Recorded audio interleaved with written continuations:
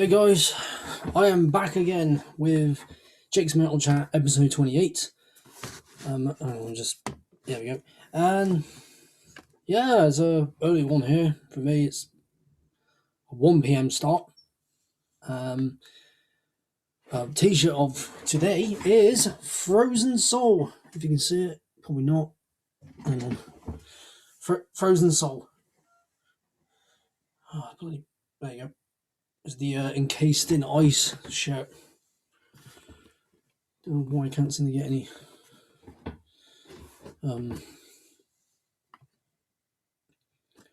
light coming from. Anyway,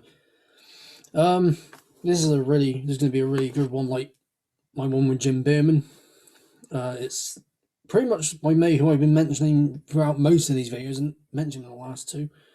So I thought, well, because if I keep mentioning you, probably guess that he would be my next one, my next chat. So yeah, it's going to be fun because I've mentioned his podcast quite a lot, and I've also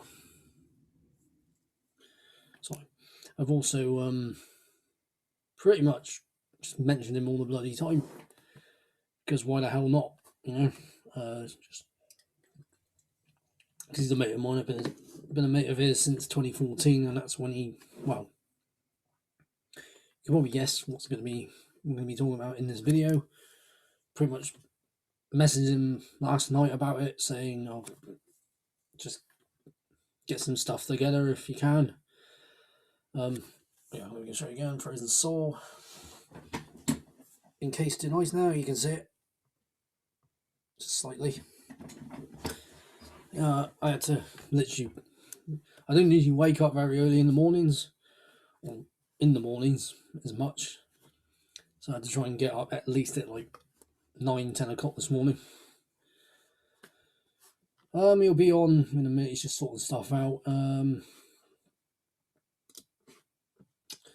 In terms of other videos, obviously I've mentioned already, I'm doing the CDs, vinyl and tape videos, because I need to figure out which ones I'm going to show next.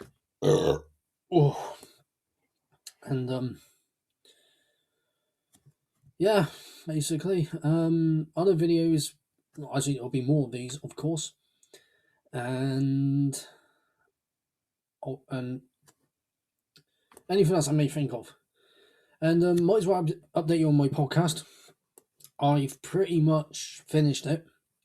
Just going to re-record the intro, because obviously I'm going to keep them both very different. This is for more chatting to people in the metal scene, and learning stuff from them. And my podcast will just be more for music, just playing their music and talking about the bands and the music, and then telling you which song it is I'm going to be playing.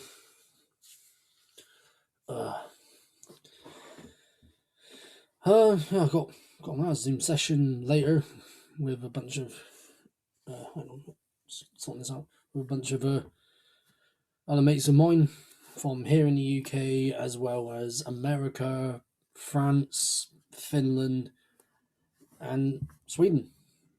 Because I had to see that. Didn't have to see that. Yeah, it's one of my favourite bands. They're not a metal band, but on a metal label on Napalm Records, and that is Ye Banished Privateers. Privateers. I can't even talk. Ye Banished Privateers.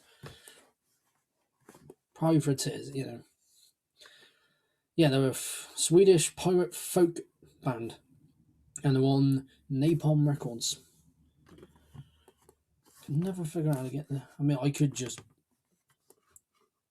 enhance the screen, but then I just don't want to do that.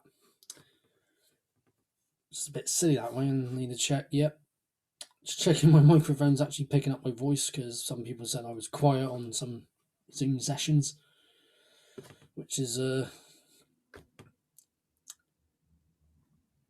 which can easily be done. I just have to put the inner microphone up.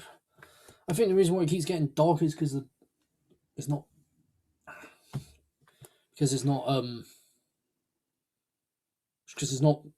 totally dark outside yet, so that's probably why. Said he'd be on at 5 minutes past 1, so should be on now unless he's having trouble with the link. Hope bloody not. Oh, wait, there he is. So I'm going to get my mate in. Hope you enjoy this chat, people. Be sure to like, share, and subscribe if you enjoy what I do, because it really does help my channel and helps me to make more videos like this.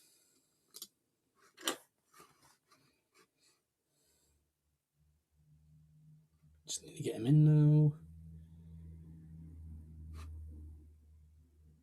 Okay. Oh, there he is.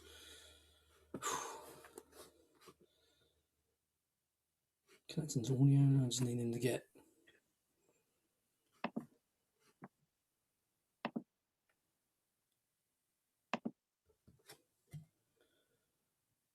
We have a face. Hello. How are we doing? I'm all right. How are you doing?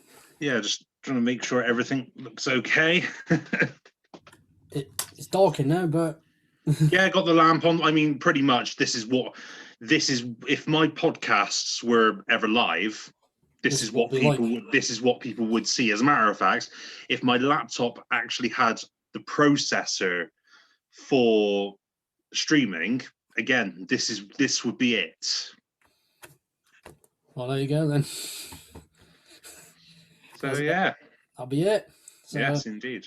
Welcome to Jake's Metal Chat. You are guest number 28.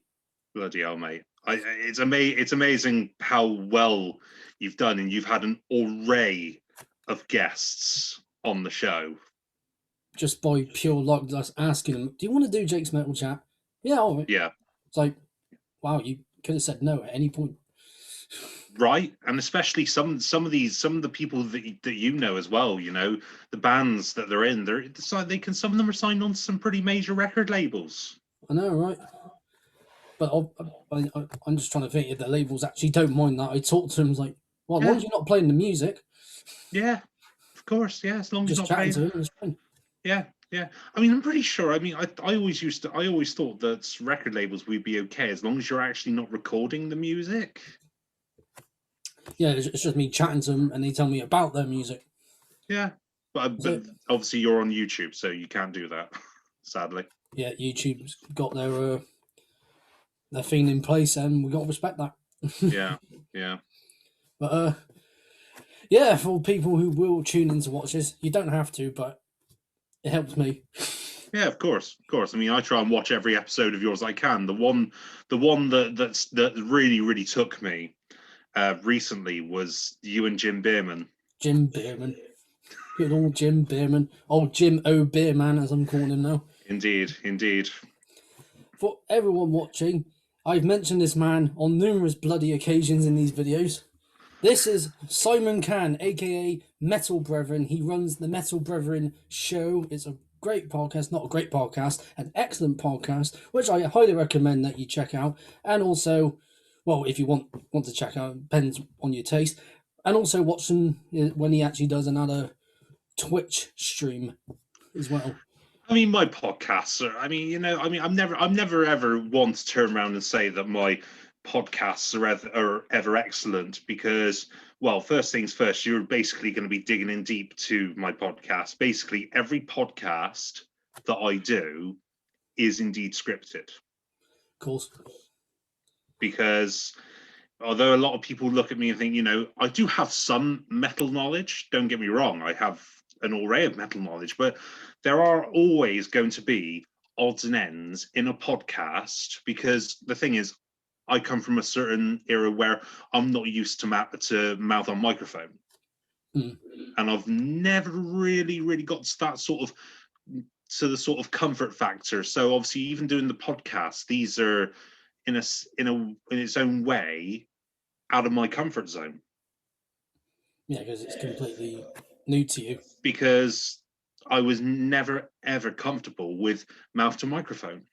I've always been, I've always just been one of those that would just go to gigs and not have to worry about having a microphone or being, sort of part of it or anything like that. But so with the script, it's helpful because if I didn't have a script and I tried doing improv, all you'd hear through most of my podcasts is, I mean, poor Rob, like he's some of the editing things he's had to do. Even James from Cranial Discharge, he had a jobby and a half to do with some of my editing, because the first time I tried doing it, I did it without a script, and there were so many oohs and ums and so much. There was an array of editing that had to have been done.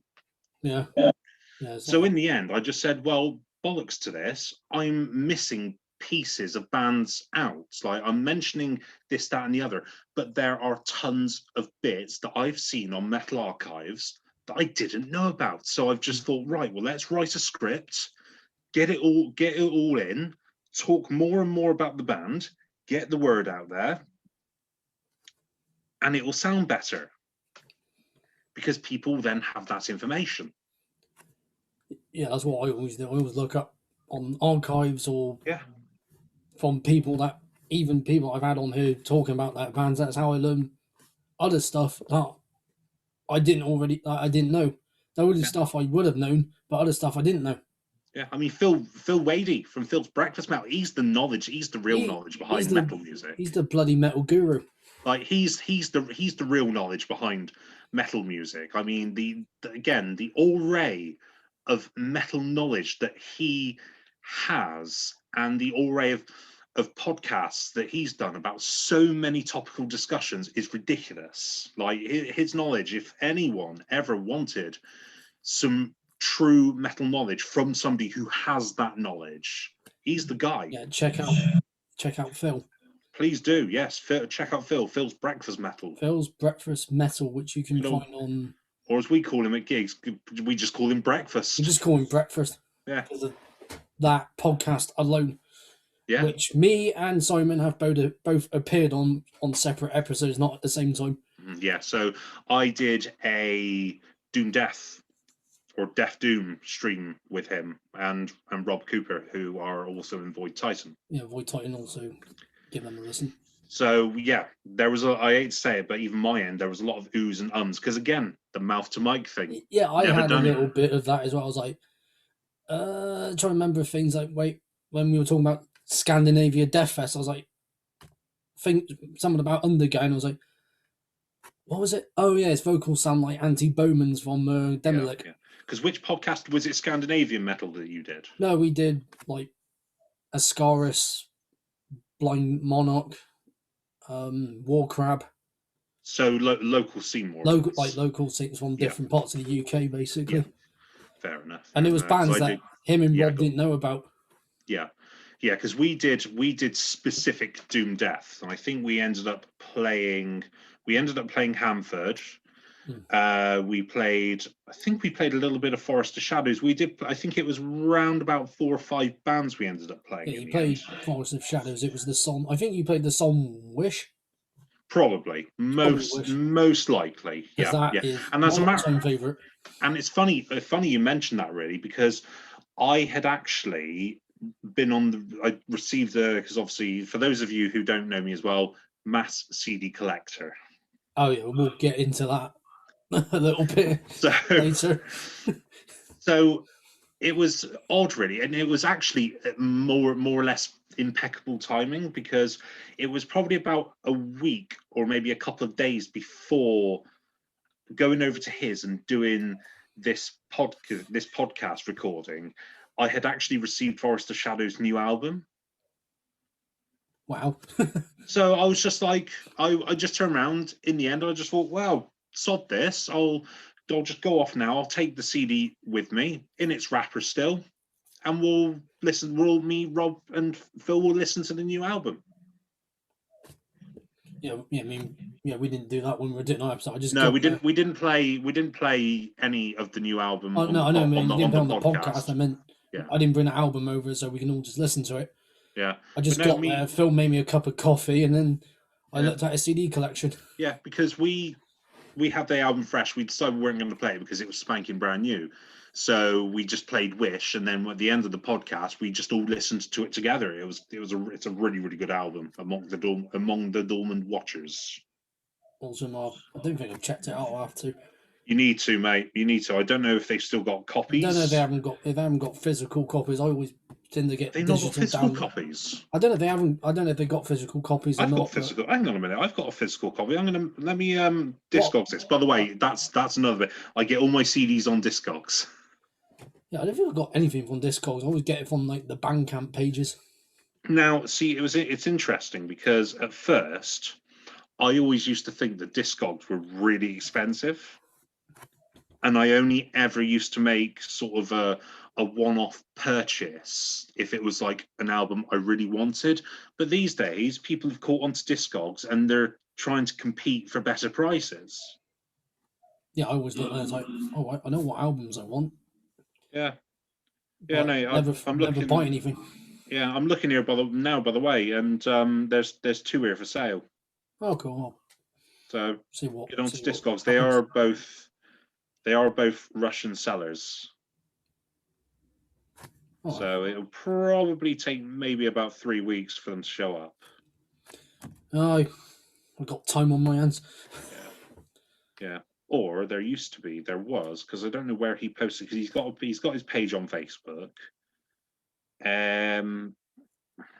Just trying to see if they have the website still up for his new album.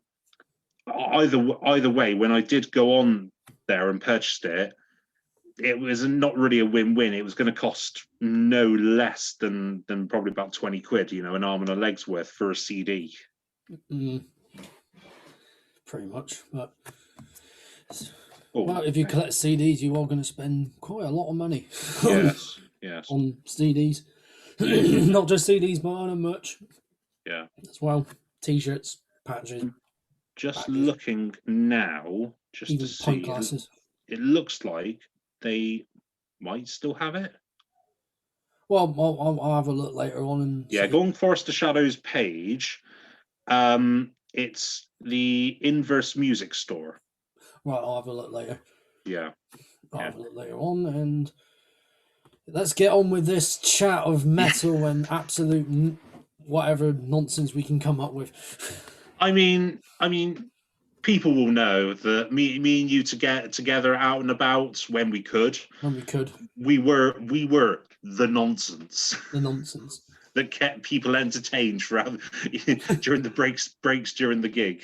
It's like the nonsense is like, whoa! Yeah. That was it. That was us. That'd be more you going, whoa! Yeah. So I had to do that because that would be the example you will see when we can actually meet up again. Or you'd pick up, or we'd end up picking a reference from a SDF movie. Oh yeah. No one knows that. Where have you been? Yeah. But anyway, I usually ask this first just to get out of the way. Mm-hmm. The first time COVID hit, how are you coping with it? I was a mess. A mess. I was still working, but I was a mess because, as loads of people who I have on Facebook know, the one thing that I love doing is CD time. CD time. Now, it was all well whilst having a job, because obviously I work in our National Health Service at the time. But during the weekends when you had nothing to do, I'd not had that many CDs. Although originally it looked like a lot, because that was my weekends. If there were no gigs on or no other plans on, the next thing I would go to would be CDs. But because we were on lockdown, all it had to be was my CD time, just to see me through the worst of this. And I'd actually posted on Facebook, I only had, this doesn't come around very often anymore, I had half a box of CDs. Half a box of CDs. Just half a box. Half. A small box. I think I had about 7 CDs left.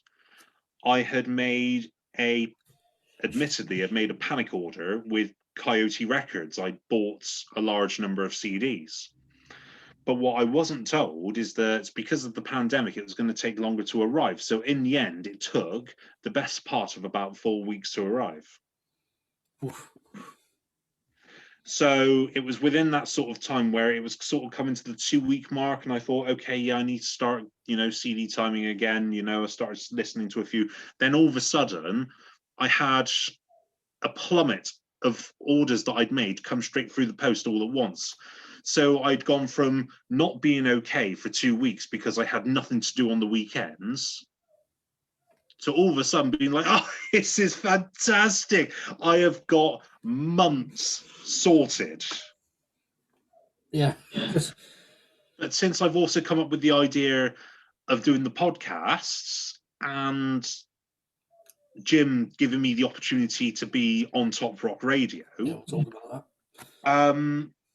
I haven't had the time to listen to all these CDs. So I've now got a backlog on the floor here with me. I'll post the picture up. If anybody on Facebook follows Jake's Metal Chat Boy and knows me as a friend, I will post the state that my CD, my waiting list is in right now.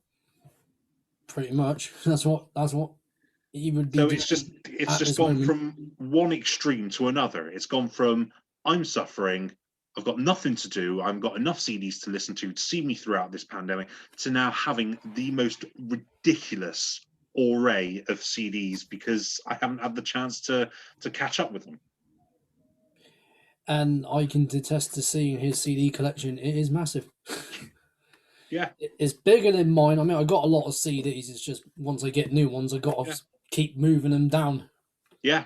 Yeah, and that's exactly what I do. And you're talking, because I've got 3. Because the thing is, both bedrooms that we got in the house were never, we didn't have our wardrobes with shelves on them like you have. I had to literally buy. Originally, it was just the one cabinet from scratch. But what I wasn't really anticipating was the amount of bands I was going to end up following.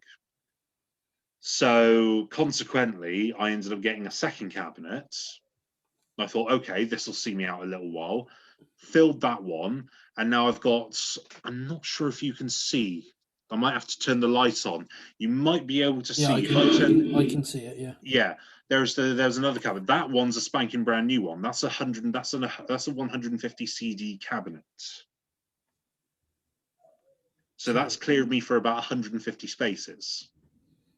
Is that many? Probably not. Probably not. The chances are I'm going to end up getting another 150 cabinets somewhere along the line. Yeah, pretty much. Because you're always buying CDs. Like, see on your Instagram posts or whatever, it's like, I got more CDs. It's like, yeah. I mean, it seems to be the right time.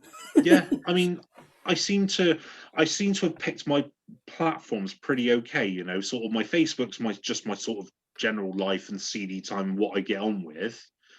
Instagram is my, obviously I've got Metal Brethren as my CD, but then I've got my show page both on Facebook and Instagram, and that's sort of when I release my new podcasts and talk other local stuff, because I know Jason has opened up a new furniture store, hasn't he? Yeah. What is it? Yeah, I shared it. Yeah, the Devil's Dwelling. The Devil's Dwelling. Yeah, the Devil's Dwelling. What a name. Alton Gothic furniture, which I'm not going to lie, I'm tempted. I am actually very tempted when I actually get the money to move out. I am very tempted to the old Lucifer's chair. Oh yeah. Whenever. Which is basically a great big gigantic sofa. Yeah, whenever I get pass my driving test, get my gardening business and that running, move out, I'm gonna buy a bunch of stuff from there. Yeah, definitely. Do it. Just be like chair there. Yeah. Nice lamp. Because he's been doing reupholstery for ages, and he runs his shop with his dad just up the road from me.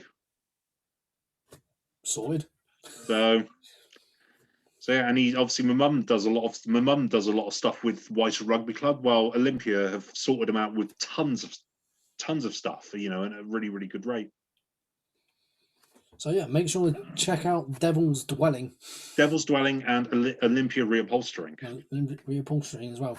That is our friend Jason, who is in the band Cranium. Love them. Love them. We love this band because they're always fun to watch live. And well, sadly, one of their members has passed away.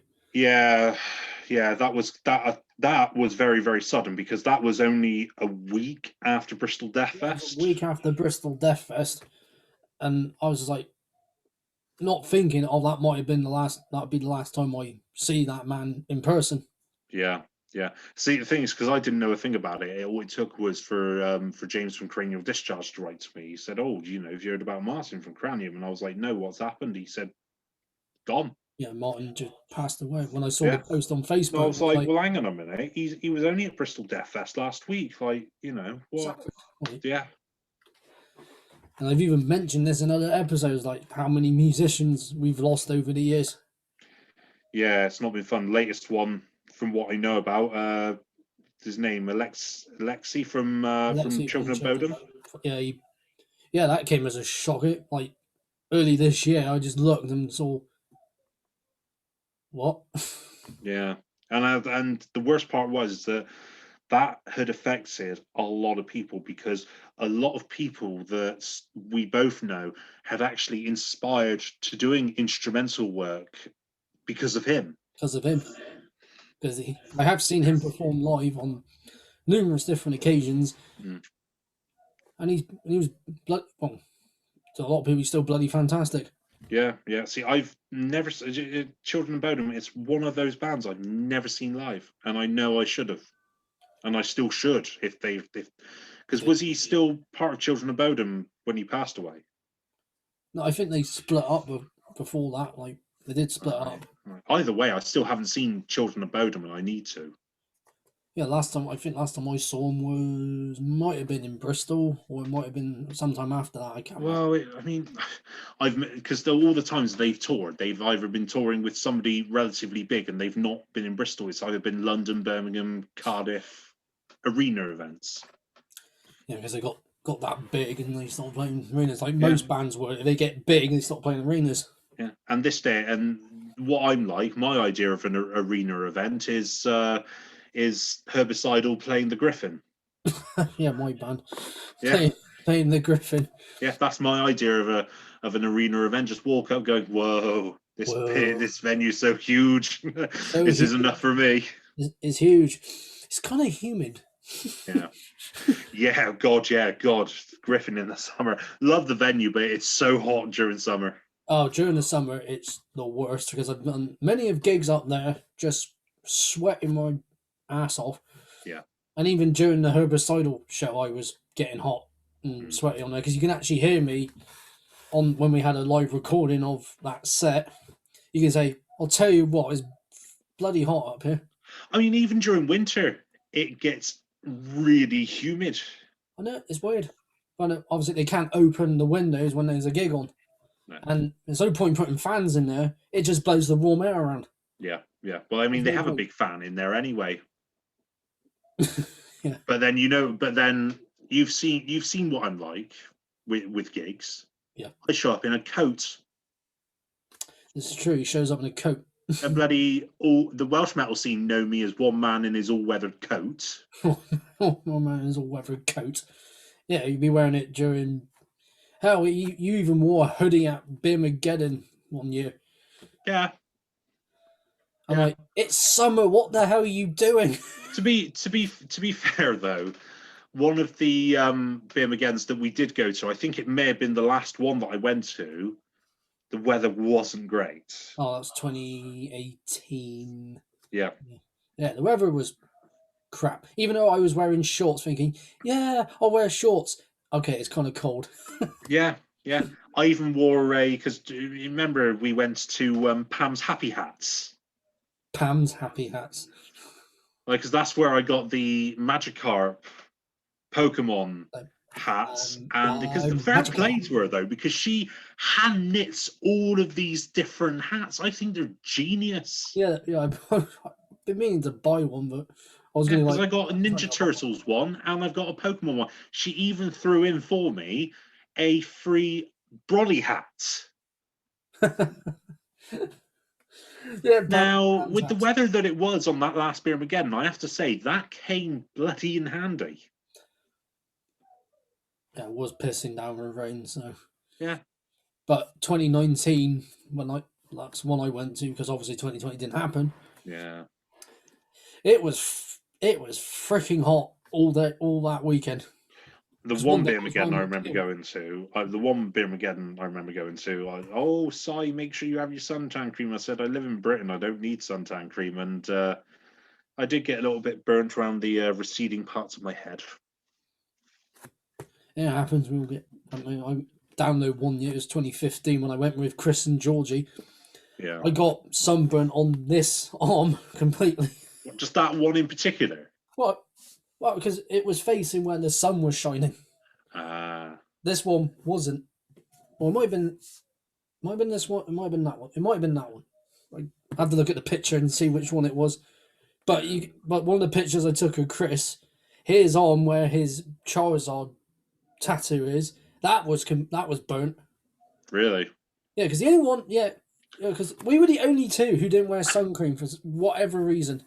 I mean, surely if you get sunburn where your Charizard tattoo is, it means that tattoo's working. Yeah, because it's a fire Pokemon. It's a fire Pokemon. So, and now he's got Gojira, he's got Devin Townsend tattoo on his arm, and yeah. I mean, I got Gojira tattoo.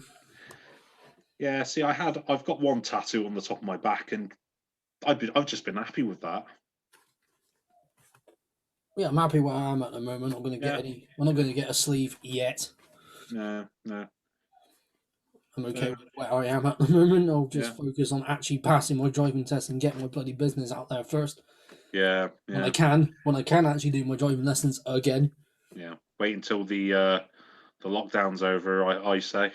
Yeah. Because I mean, although when you do start running your business, like you will be classed as an essential worker, I don't anticipate too much work will be going around until summer. No, well, summer will be the busiest, but it's like, oh, I need a break. What am I doing? Well, I mean, especially bloodstock. I mean, especially because it's gardening you do, isn't it? Gardening.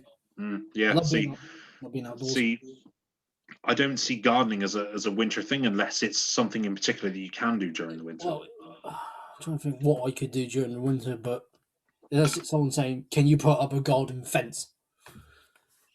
In winter, yeah, that's fine. Just don't expect me to do any potting of plants until summer. Yeah. But anyway, we'll get off job stuff. Yeah. That's one thing we want to leave behind when we get to gigs and stuff. I mean, to be fair, I mean, I've been working this whole time, so you've been working the whole time. And, yeah, I've been going on. Do you know what? Oddly enough, I've been going on a train every day. Yeah, because your new job is where? It's with the private hospital. It's Spire Healthcare in Clifton. So anyone around Clifton will know that, probably. Yeah. And, I mean, it's the only hospital on the Downs, so you can't miss it. It's the only. It's more or less it's the only hospital on the Downs. Is that part of the NHS or not? They're supporting the NHS. They're supporting the NHS. Either way, my heart goes out to all the people working in the NHS because my mum works for the NHS. Yeah. My brother is also working for the NHS, but he's planning on going to a new job because the job he's got at the moment is just taking its toll on him. Mm-hmm. And yeah, I'm glad. Anyway, we gress from jobs now. We gress from jobs. We need to talk metal. Yes. So, how did your journey begin in this lovely music? To most people, it would just be, I don't like it. But to us, it's, I love it. There's music we call metal. It's really interesting, really, because I think we go back to very, very, very late, early sort of 2014, late 2013, early 2014. Most of my sort of work life before metal music was I was basically a hermit, so say. Work and home. Work home, work home, work home. That was my life. Work home, work home, work home. Weekends, unless I was working, it was just either I go down the local rugby club or I spend all day watching football. Watching the old football, watching the old, Sky Sports News with Jeff Sterling and Chris Kamara, hearing the old unbelievable Jeff and watching live football if it's on. I had to do something with my life because I just wasn't. I needed to do something because there was just like, you know, I was never out and about. I was never at gigs. I would refuse to go out and about into town because I didn't like it. You can all feel that way. You know, and I was just looking up because I know there's somebody in the scene who was into metal music. Now, at the time, I didn't even know there was metal music. There was never such genre in my world. No. I said, I remember saying to this individual, I know hard rock, like Guns N' Roses, but what's metal? I've never heard of it. Well, now you know. So I'd really had to think about what this individual had said to me. And I thought, do you know what?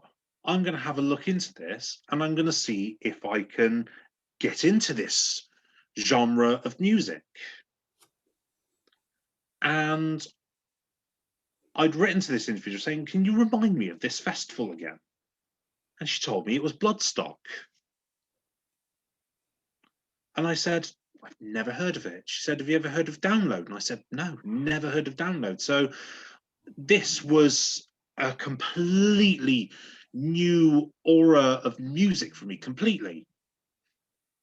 I'd never even heard of, now this is going to shock a lot of people as well. I'd never even heard of Iron Maiden at the time. Yeah, like, what? I'd never heard of Iron Maiden. I'd never even heard of Judas Priest. Now, for some people to hear that of my voice, that's a drink, that's a spit take when you're drinking your drink. So, well, hang on. What? Exactly. Just for example, I'd never heard of any of these big bands at all. Slipknot, never heard of them. I think the only bands I'd actually heard of at the time were Linkin Park and Papa Roach. You know, more in the new metal genre, but Yeah, it's still yeah. metal. But I mean, I didn't really take any of that really seriously to sort of make myself believe, oh, you know, maybe I could be into this sort of music. It just listened straight over the head.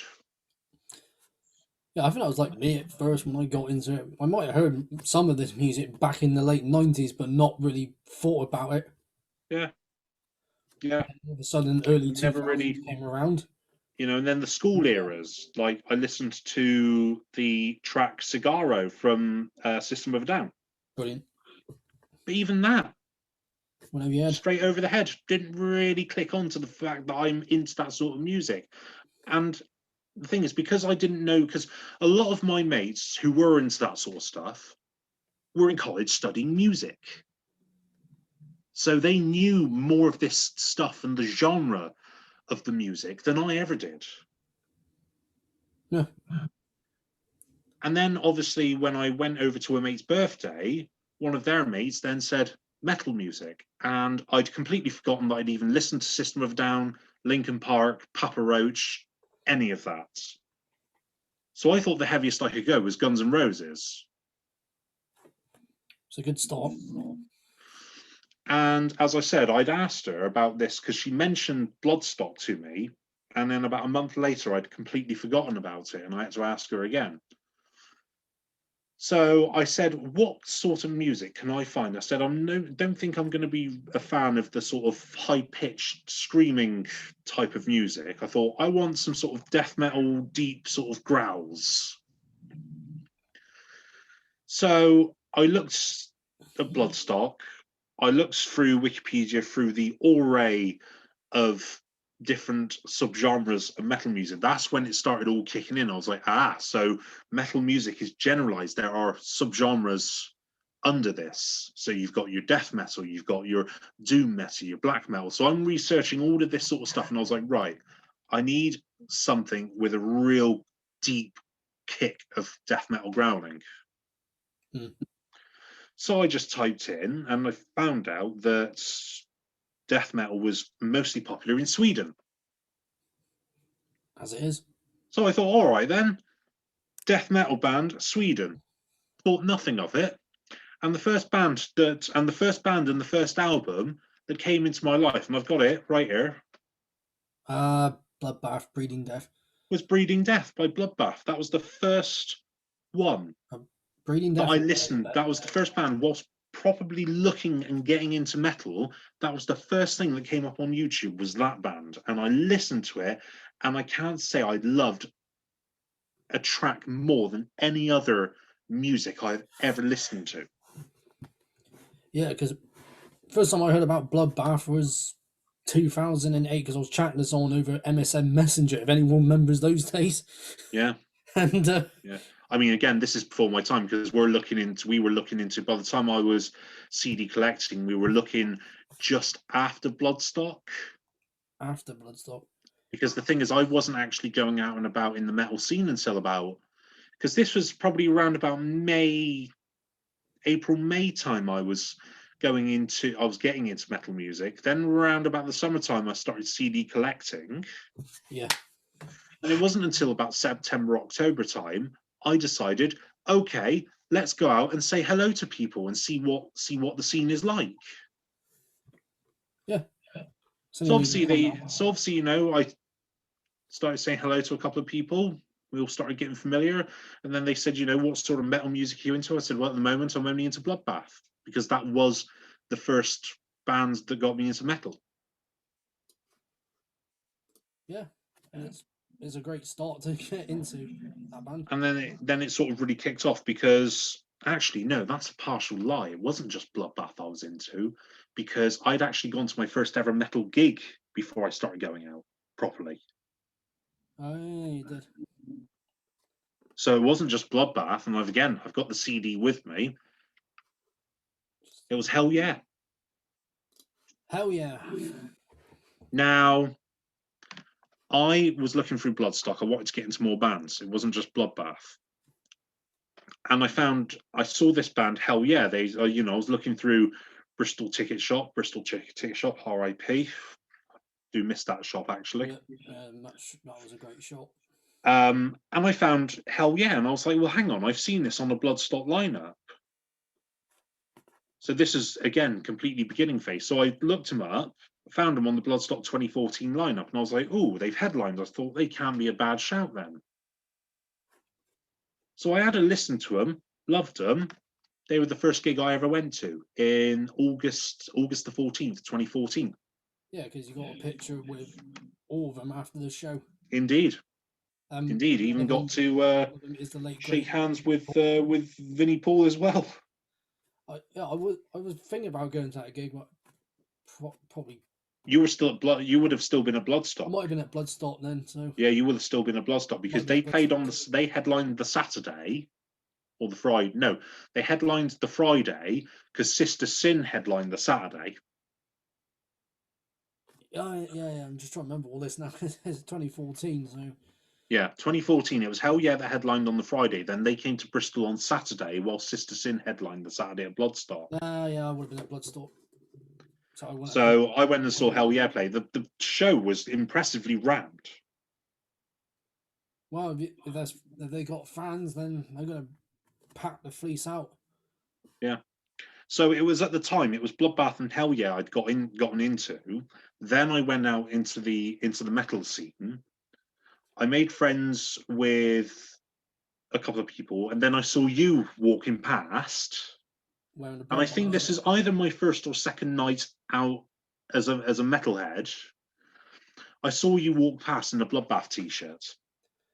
Yeah, I'm gutted because I don't know where that shirt is anymore. Yeah. Yeah. I love that shirt. If it pops up, I'm gonna be like, I'm not letting you go ever. Yeah. Yeah. But yeah, I remember you just said, oh, like the Bloodbath shirt. I mean, literally, because I was a very, very, very heavy fan of Bloodbath. I was very, very hard on Bloodbath. I was really, really practically addicted to them. I can see why. And then, obviously, when Hell Yeah happened, I was slowly getting into more gigs, finding out about other bands. And then I remember seeing you outside the beer cellar when that was around, in the queue for Eluvite. Yeah, Elevator, yeah. And I said, oh, hello, I haven't seen you for a while. Remember me? And you were like, yes, I do. And I said, how's it going? We all had a lovely catch up. And then I added you on Facebook. Oh, yeah, you did, yeah. I added you on Facebook. And it was at that moment, because more and more gigs, there were more and more gigs I was slowly but surely going into. And I remember saying to myself, I remember going into the Griffin, and I remember them mentioning they had a venue upstairs.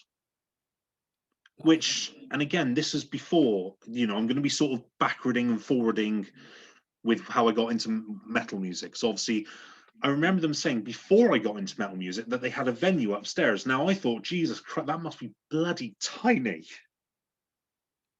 Yeah, that's what I thought when I first went out. I was like, what the hell? And obviously, whilst at the beer cellar and obviously chatting with you for Eluvite, that memory from before I got into metal music popped up, and I was like, well, hang on a minute.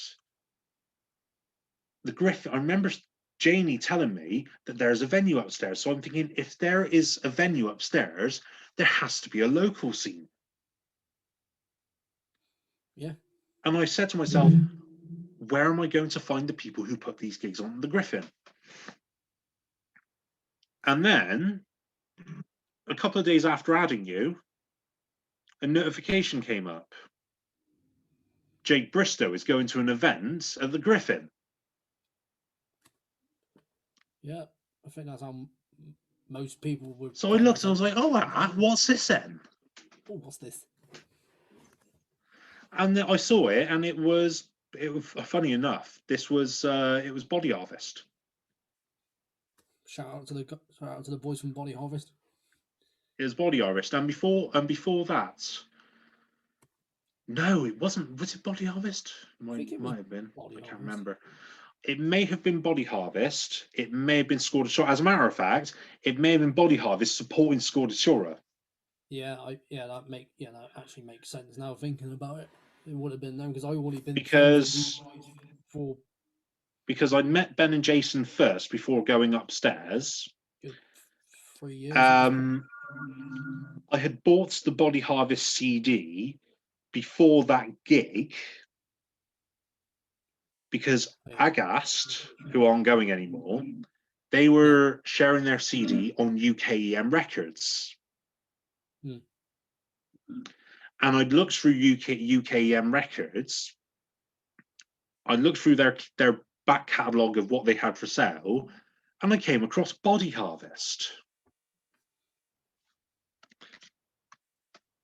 Futile Creation. I came across this one.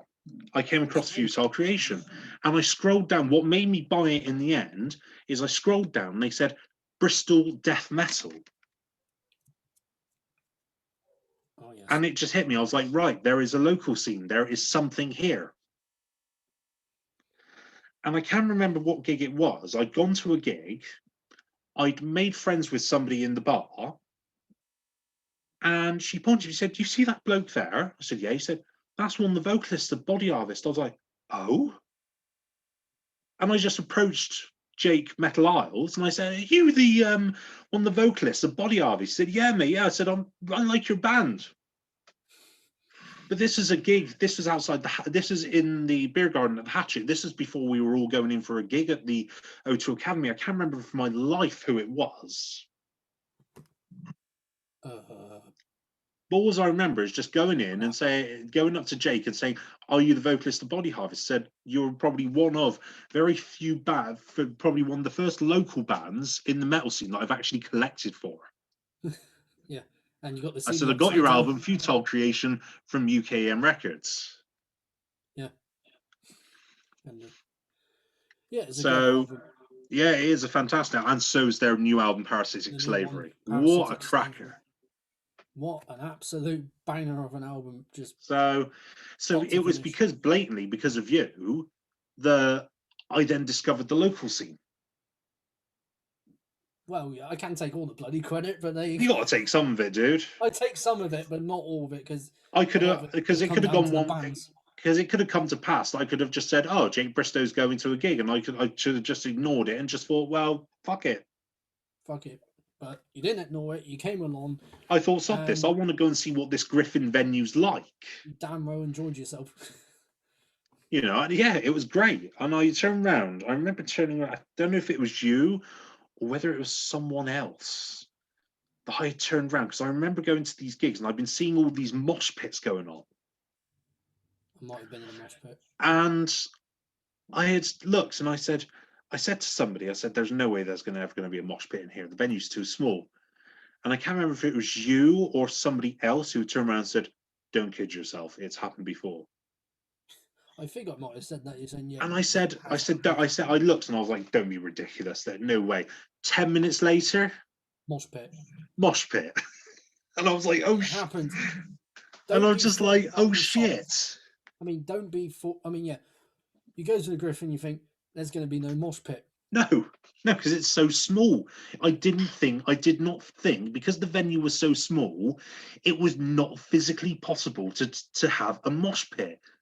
And then about 10 minutes later, everything kicks off. Yeah, because I've gone in various mosh pits at that venue. One of them, at the top of my head, was Separation at Griffest in 2013, I think it was. Ah, see, this is before I got That's into metal before you music. got into the thing. And you can see me in the video just in the pit banging my head, and at the end of it saying, "Give it up for Separation." Oh, mate. Yeah, because I we actually had, in all fairness, we had a little mosh pit when we put a gig on during the tournament set. Yes, that was the one-man band show. Yeah. That means Simon put on back in 2016. 15 or 16, yeah. I think it was 16. Yeah. I remember Because we were planning on doing this, because here's the thing. Me and you had gone to Reading. Yeah, it's the abhorrent decimation. Yeah. We that actually, in a sense, that always makes me laugh, because going to Reading thinking, oh, Reading, it's a gig, it's abhorrent decimation, it's a metal gig, it's not far from London. I thought people are going to be thriving in for this gig. Get there and it's just you and me, and mainly the bands watching other bands. Yeah. And Danawar showed up a bit later. Oh, did Danawar showed up? Did he? Showed up for a bit, yeah. I probably didn't. Nah, that's probably at a time when I didn't know him. Yeah, he showed up, and I did guest vocals with Black Skies Burn. Yes, you did. And yeah, it was them, Knockside, Strike Offensive, and Black Skies Burn, and Abhorrent Decimation. I mean, despite it not being so many people and just being the audience, just being the other fucking bands. Yeah, it was an all right show. It could have been better if there was more. I can't complain. I enjoyed it. You enjoyed it. I'm not saying I didn't enjoy it, because it was just you and me and. Yeah, but then the other side of me was saying, "Oh crap, that poor promoter! Like me and you, the only buggers that have come in." And actually, paid to go in. And it's a lovely venue, though. I'm not going to lie. The face bar was lovely. Venue's all right, yeah. Because before we went to it, you and I went to, what was it, KFC? We'd gone to KFC and had a meal together, and then we stopped at a pub on the roundabout, not far from the face bar. Oh yeah. And we'd been talking at the time about putting gigs on, our, us two working together and putting gigs on. And I turned around to you because after I'd seen Atonement play, Foul Body Autopsy had played once, I think, by this time. Yeah. I said to you, Jake, this has come up as an idea. Why don't we put on a one-man band metal show and dedicate this to one-man bands out there? And I was pretty much on board. And we said, yeah, that's an idea. But at the time, although it was a great idea, at the time we didn't really know that many bands. Well, I didn't know that many bands. I knew, as pretty much now, too many. Well, I mean, I knew because the idea was that we were going to get a one-man band metal show, UK bands only, because we were not going to be able to afford, or in our budget, be able to afford anybody abroad. No, but we But end up getting one. through some sort of communication between me and Jason, he said, "Why don't you get Carniflaw?" Oh yeah, because I saw him at Danawar Fest. Like Yeah, maybe. yeah, because I didn't know about Carniflaw. I know I may have seen Carniflaw once at the time. Yeah, I saw him like 2013, 2014. I'm trying to remember when I saw him now, but that's when I And became friends with Floor. I said to Jason, I said, well, originally, I said, because of obviously the budgets, um, I didn't want to, I didn't, because of my budget, because of me and Jake's budget, I didn't really want to get anybody abroad. He said, honestly, mate, he doesn't charge that much. So in the end, I communicated with him and I gave him the offer and he said yes. He took it. He took it. And then I said, I remember ringing you and I said, right, we've got 3 bands on the lineup now. I said, we need one more band. Now, we went to Four System Festival. That's right, yeah. And I'd spoken to Carlos about it, who ran Four System Festival. He said, and I said to him, I said, we've got 3 bands, but I said, I don't think this is going to work. I said, we've only got 3 bands. This isn't going to be enough. They're going to need to have at least a 40 to 45 minute set. I said, I don't think these bands are going to have this. And he said, "Oh," he said, "you see that guy with the really long dreadlocks there?" I said, yeah. He said, "Malcolm's his name." He said, he does his own little one-man projects. I said, "Oh yeah, what's it called?" He said, "Anal Floss's Boss." I went, "Nice." Nice. I thought, okay, well, I'll go off the cuff and I'll ask him. And I spoke to him, and he said, "Yeah, mate, yeah, go for it. You know, drop me an email, drop me a message on my Floss's Boss page, and we'll go from there." So I messaged him. He said, "You know, how's it going?" Add me on my personal page, and we discussed it, and we said, "Yes, absolutely. You know, great." And then I rang you. I said, "Right, Jake, we've got our 4 bands. This is great." Yeah, because I spoke to Malcolm that day as well, but I want to tell you a little bit of a funny story. Well, it's not a story really. I saw Cemetery Rapist at the Griffin like 2012. Now, there's a band I wouldn't expect to be playing the Griffin. Well, it was only one man band. You know, I So. suppose with a band name like that.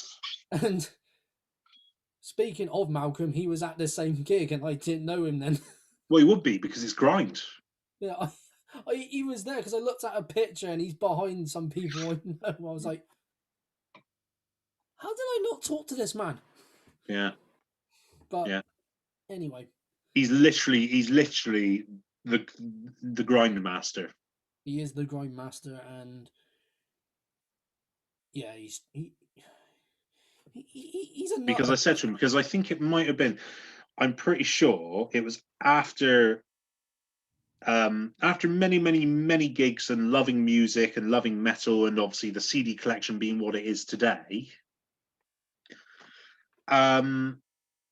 After seeing Gutalax playing London, I remember seeing him, or was it one of Gavin's gigs? Because I know Trombonoscopy played one of them. Trombonoscopy or Trombonoscope. Trombonoscope. Got milk. Yeah. I remember saying to Malcolm, I can't remember which gig it was, and I'd asked him to give me. I said to him, "Mate, my love for grind has come back at full peltage." I said, "Give me lots of grind bands," and he gave me tons of them. And well, CD collection. Yeah, pretty much. Simon's collection is just mostly it's grind. Mostly grind, brutal death, or slam. Yeah, and some Death Doom in the mix. I do have some Death Doom. I have a very, very, very tiny thrash. I think the smallest collection of them all is thrash. Yeah, I got quite a bit of quite a few thrash metal bands in my Yeah. collection. The only stuff I don't have is not to my knowledge, unless they consider Hell Yeah as it. But my lit list is new metal. Yeah, Mostly Simon collects grind, mainly. Yeah, I have literally no metalcore in No my collection. metalcore, no deathcore, no. I have some deathcore. I think I've got one deathcore band. I don't really listen to Yeah, deathcore. I I mainly think listen I've to got one or two deathcore death hiding in there metal, somewhere. death doom, brutal death. Yeah. I've got grindcore and some gore Yeah. grind in there. But the good Not as news, much as you. I leave all the grind stuff to you. thanks. It's like if But I'm gonna have someone to advocate the grind scene, it's gonna be it, Simon. it's funny though, really, because it's like although I've got all these grind CDs, there is one band. Now you'll know about this because I did a little skit about this band. They're local. The They're the local only non-grind band I have the most merch for. embodiment, Of course, embodiments. and of course this is their new album. Yeah, and I On cannot releases. remember for my life where I first seen them. It I may saw have them at been the the exchange. Griffin. I think I saw them at the exchange the first time round. I think for me, I think it was the Griffin. I know because I think Embodiment were playing with Fisher of. I know Fisher of Riddles were playing, and Was I it them? know me and Millie, aka Madden Beryl from BTK, were coming back from seeing Bloodbath at In the London. Electric Ballroom in London. Oh yeah, I was at the venue already. Because Were you at the Necrosis were doing Bloodbath the gig? black. No, I didn't go to it. And I was at Heather's, Right. Okay. and I went to the Griffin because Necrosis were doing a one-off black metal set at the Griffin. That was it. I think. Yeah, yeah, I Yeah. remember that. I was like, Necrosis do black metal. Okay. But as I said, I can't remember if where I'd seen Embodiment. It may have been at a Griffin gig. I enjoyed it. I bought this album. Yeah, I got that album. Obviously, ever And since, me and the boys from Embodiment have been really, really, really close friends, and they've been because absolute you gold. don't live too far from them. 10 minutes, Only up the literally, road. not even that. Not even that. Yeah, You don't you live know, that and it's far. really nice as well because because like back in my school days, I always had local friends. Like, I had, local friends, but then obviously as we all went our own ways, and I had no more local friends. So to have the boys, had to have Harry, Finn, and now Kieran because he's moved. It's nice to have some local friends about, without having to get two buses per se, or jump on a train for X amount of time. Yeah, because if I want to see you or Harry or Finn, I'll have to get a bus into town You and have then to get two another bus to buses. yours. Yeah, you have to get two buses. Or Which if is you halfway to go see. or if you're with Heather, I'm assuming she'll drive you there. If she's here, yeah. Yeah. If she comes here for the weekend, then yeah, will be the case. But I've never been to Harry and Finn's place yet. But hopefully, Maybe once the not. lockdown eases, hopefully go up there, Yeah, mate. all of us hang out, play Yeah. some video games or whatever. Yeah. Well, I got some CDs out myself actually. Go for it, mate. Well, Impress I me showed with your that, which people need to collection. get because this album came out after Herbicidal's album was Yeah. released, which we only have digital format. I want to get CDs Yeah, done, but I because don't have how much they cost to actually get done. Yeah, because Finn hand delivers the CD to me and the merch in the end to me. Yeah, I was just like, oh, it makes sense. They're close by. I was like, where's my shit? Where's my CD? Where's my T-shirt? There it is. Yeah. This is a new band I checked out recently. I'm wearing a T-shirt, Frozen Soul, Okay. and they released their debut only this year, and here it Oh, is, really? Crypt of Ice. Ah, nice. Is that sort of old school death, or is that Death Doom? This is it's death metal, and pretty much their influences come from Boltfur.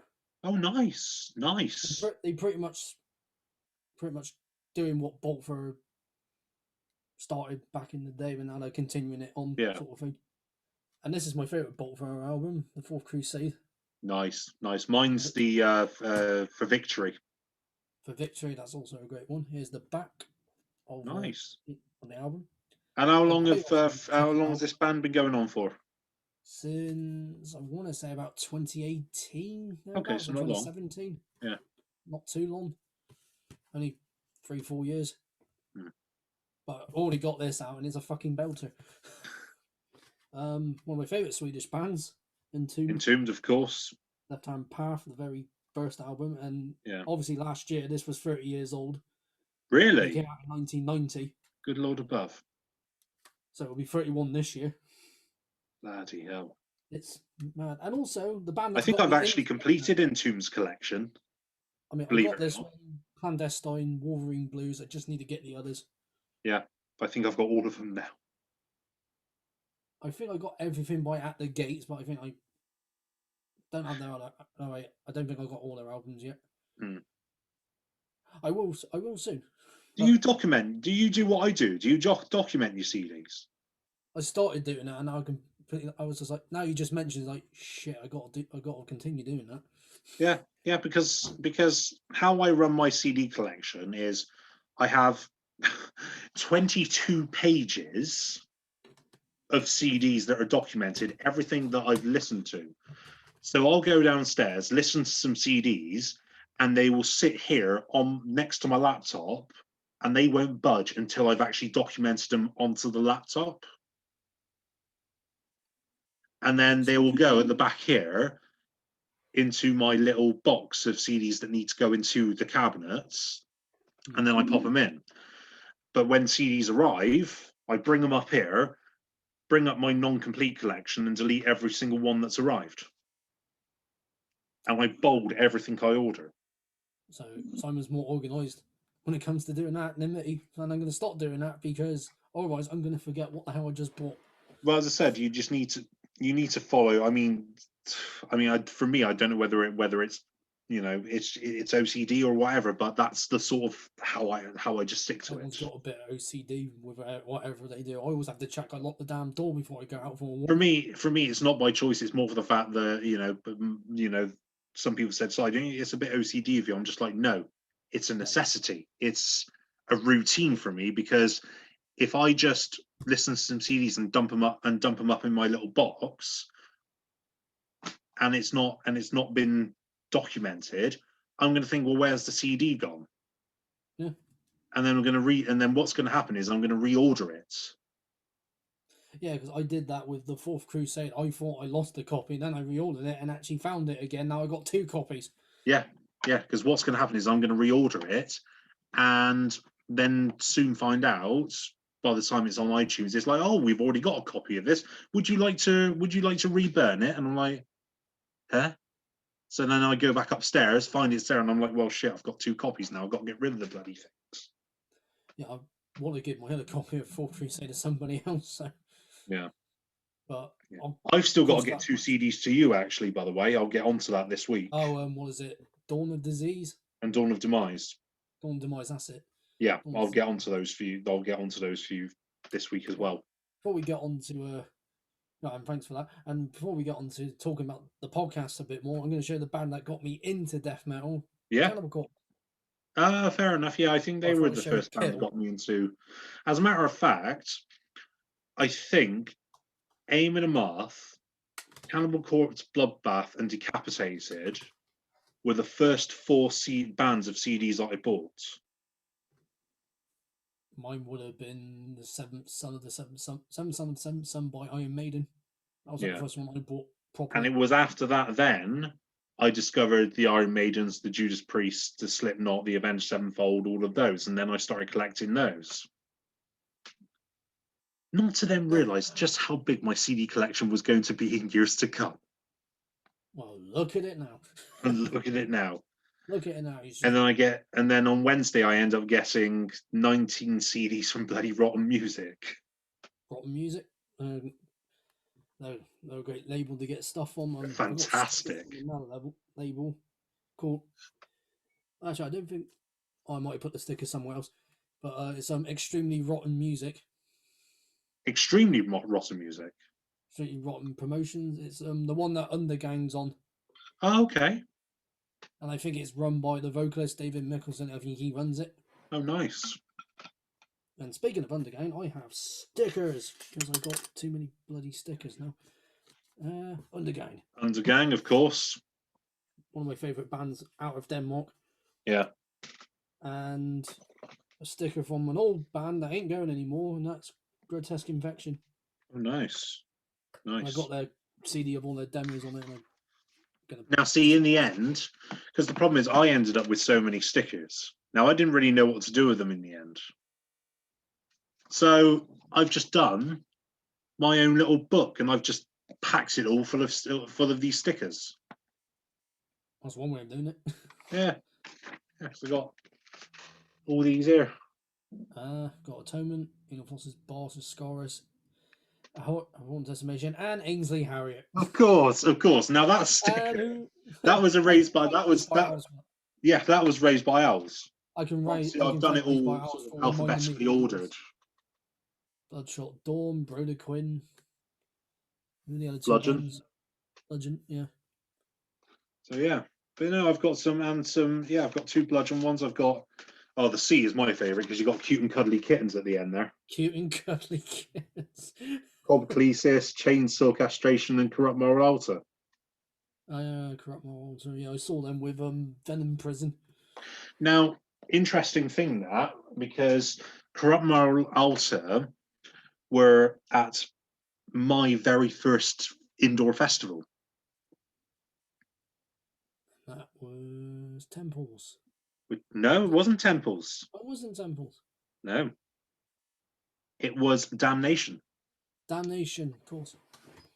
That's why I saw Bolt Thrower for the only time. Yeah. Just going to check the volume here because you seem a little bit quiet on my end a minute. All of a sudden. I keep thinking my mic's feeding in over to your audio. Yeah, that's better. We'll cross that bridge. That's all right. That's fine. I've just sorted it out. You sound much more, a little bit more louder now. Yeah, because I turned it down thinking it was crossing over to your side, but anyway. Let's get on to this podcast then. This podcast. Where did the idea come from? Well, me and Steph Kiddle from Alatire and, well, now ex-Flower Pots. Yep. We were talking about the idea originally. It was all her idea. She said, "Si," because obviously variety, I had an array of all different kinds of metal at the time. But she said, "Si, I love your variety of music. How would you feel about doing a podcast?" And again, at the time, I didn't know what a podcast was. So, you know, you're talking to a guy who, even Twitch is still, for me, a new wave of technology. But she said, "How do you do about doing a podcast?" I said, "Steph, what on earth is a podcast? I've never heard of it." She said, "It's like a radio show, but it's not live, it's recorded." I was like, "Oh, I can do that, I'm sure." But as the months went on, it wasn't really going anywhere. And I'd messaged her a couple of times. I said, "You know, when are we going to get on with this and stuff like that, you know?" And she said, "You know, been really, really busy with work and stuff like that." She said, "You go ahead, go on and do it, and you can do it yourself." And I sort of thought, and I was like, "Well, Steph, I mean, this is going way back before lockdown. I think we're going back to maybe 2018." Yeah. So, but she said, "Do it on your own." And I was just like, "Well, I don't really know how I go about doing this because I don't know any of the technology. I don't know what I need for it." And I left it for until this lockdown kicked off. Yeah. Because I just didn't think it was worth doing because it was her idea originally. And I'm not one for taking up people's ideas, in spite of the fact that she encouraged me to do it on her own. She encouraged me to do it on my own. And as I said, the reason I didn't go ahead and do it originally was because of that reason. Because you didn't want to do it on your own. Because, well, no, not for the fact I didn't want to do it on her own. I didn't want to take her idea. Yeah, cool. I just didn't. It was her idea to begin with, so yeah, it was her idea to begin with. You know, she was the one who said, "How would you feel about doing a podcast?" And with me, and I thought, okay, great, I'm going to do it with somebody. I don't mind doing that. But now, of course, she's a mother of 2 kids. Yep. And in the end, when this lockdown had happened, I thought, well, Okay. I still don't want to do it because it's her idea, but I'm going to do it. Bloody motorbike. But I thought, I'm going to do it. Like, and then I announced it, and then she said, oh, fair play, well done. I said to her, Steph, I do still feel really bad though, because this was your idea. Yeah. And she said, no, go for it. Go forth, young child, and do the podcast. Go forth, young child. Yeah. I said to her, it was your idea in her the first place. And she said, no, please be my guest. Go for it. I said, well, okay, all right, I'll do it. Yeah, and now you already have how many episodes? So my last episode was, I believe. So let's see. I've done top 10 motivational tunes. I've done the Bristol metal scene. I've done the Welsh metal scene. I've done a new music show. I've released Grind Chronicles as my first one for 2021. Yeah, I heard that one. So I've done 5 so far. I've got 2 at the ready, already recorded and ready to go. One's gone off for editing as we speak, and waiting for that to come back. And then I'm going to send my editor the next one. Now, of course, anybody who doesn't know, my editor is the bass and vocalist of DS Holocaustum, Rob Innell. Because I can't do a technology, I don't know how to edit stuff. I'm good at editing, but I'll probably just make it now give it someone, because he actually has his own studio that he records music at. Yeah. So more, I mean, I can edit my own stuff if need be, but if I want it done to somewhat of a professional level, not somewhat of a professional level, professional level, I'll send it to someone like Rob, because he knows how to do that sort of stuff. So, I did my top 10 motivational tunes. I did my Bristol metal scene. I did my Welsh metal scene.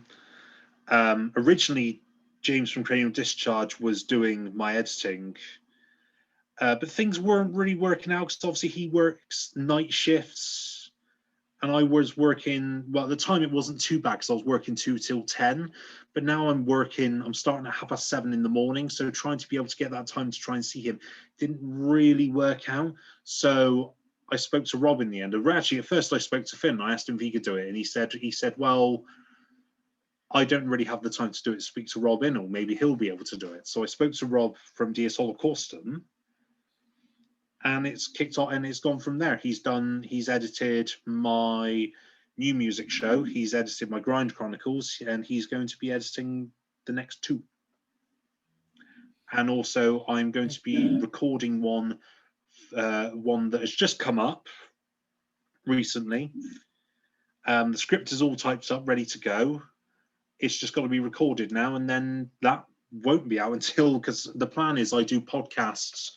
The idea is doing podcast once a month. Yeah. So this next one that I'm going to be recording isn't going to be out until April. Oh wow, we got 2 months. So I've given people the January. I've got the February sent, waiting for editing. I've got March waiting to go. Because what I'm not going to do is I'm not going to plummet Rob with all these podcasts. That's one thing I refuse to do. I thought, no, let's do one at a time.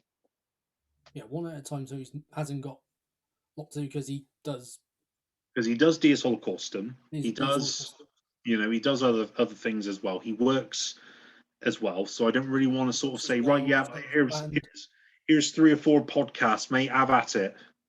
Have at it. Like, have it. Have at it. And I'll just, and I don't. This one first.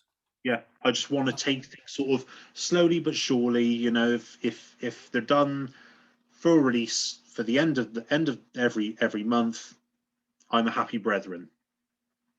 And we want a happy brethren. Yeah. Yeah, But and you also obviously don't.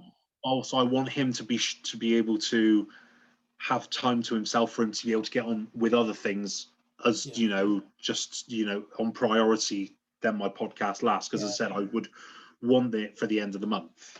yeah. Because obviously he works, he's got his band, and also he needs to spend time with spends time with Grace and Yeah, of obviously the course. parrots. Yes.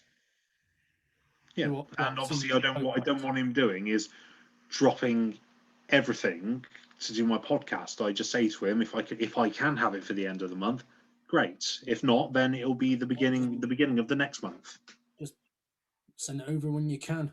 Yeah, When he's editing and everything, just and he send it does over when you can. a bloody fantastic job. Oh yeah, definitely. He's done a bloody fantastic job with the ones that, and he did my jingle.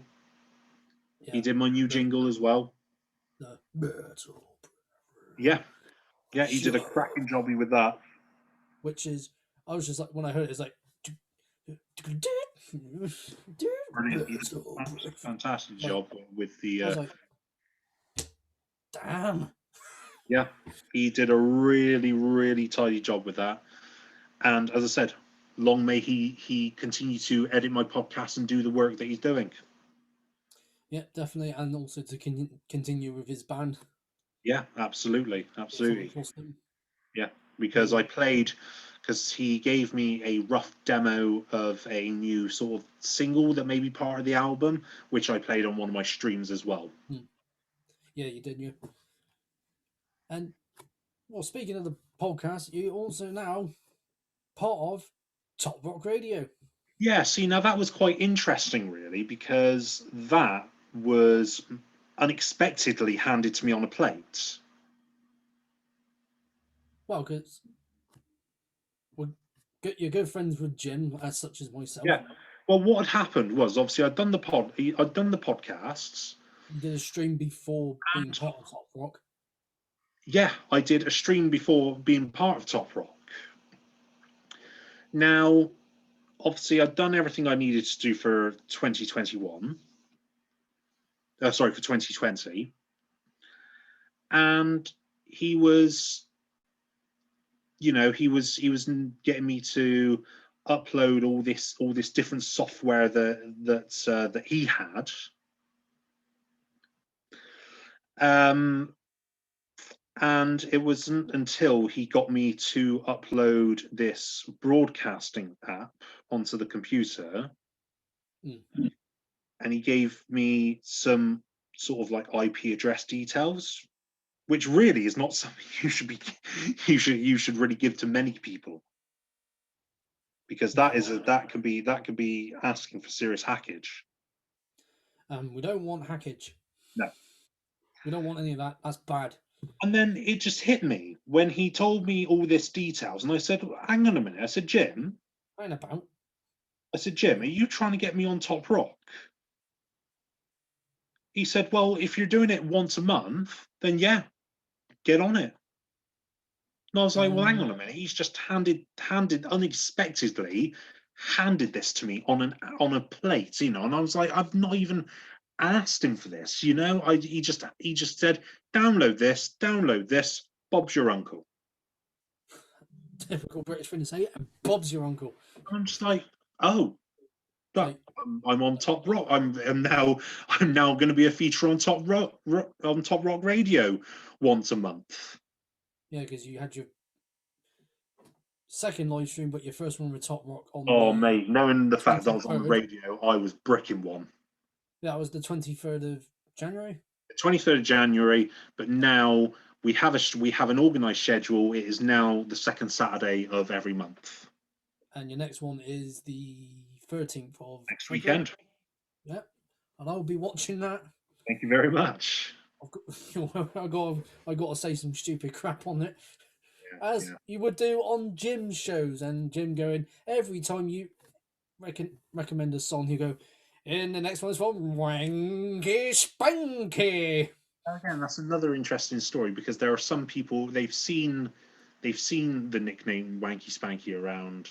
They've seen the name Wanky Spanky around, but people don't know where it came from. I think I know where it came. I'm pretty sure I know, but tell our Now, viewers if we a would be lot of watching. people are going to say, "Oh, wanky spanky," that's a pornographic reference, no, no. It was to do with a drink What that was a drink, people? contained cranberry juice Cranberry and juice. ethanol. Cranberry juice and ethanol, people. Don't think anything else of it. No. So what happened? This was, I don't know if it was it was the last beer Mageddon. No, it was the beer Mageddon before the last one I went to. So this would have been what, 2017, 18, I think. 18? And I was up late. It was the last day. I was up super duper late. And I thought, sod this, I'm going to go and see if anybody's still about by the outside the venue. Yeah, And I I'm think I there. was up for a bit longer. I was there because you'd gone to bed at this Yeah, time. I was up for a bit, and then I thought I might as well just go to sleep now. Yeah, yeah, you'd gone to bed, and I was like, well, sod this, I'm going to go off and do something. So I went and I saw Jim Behrman there, and as I walked down, an, an ambulance is coming in, and I sat next to Jim. I said to him, Jim, what's going on here then? And he went, oh, she tried drinking the Beerman to the ground. She should have learned this ages ago. And then he said, oh, I said, what the bloody hell were you two drinking? He said, oh, we were drinking wanky spanky. And I was just, the minute I heard that, I was in stitches of laughter. And I said to him, I said, say that again. What were you drinking? He said, we were drinking wanky spanky. And I said, what the bloody hell is that? I said, it doesn't sound appropriate. He said it was cranberry juice and ethanol. And I could not breathe from laughter.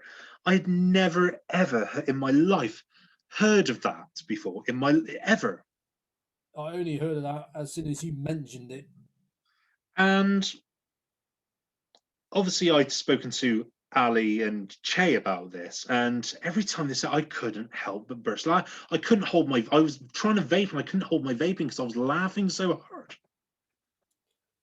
So if anyone's wondering where that name came from, And it what came from Jim happened? Beerman Or himself. what got even funnier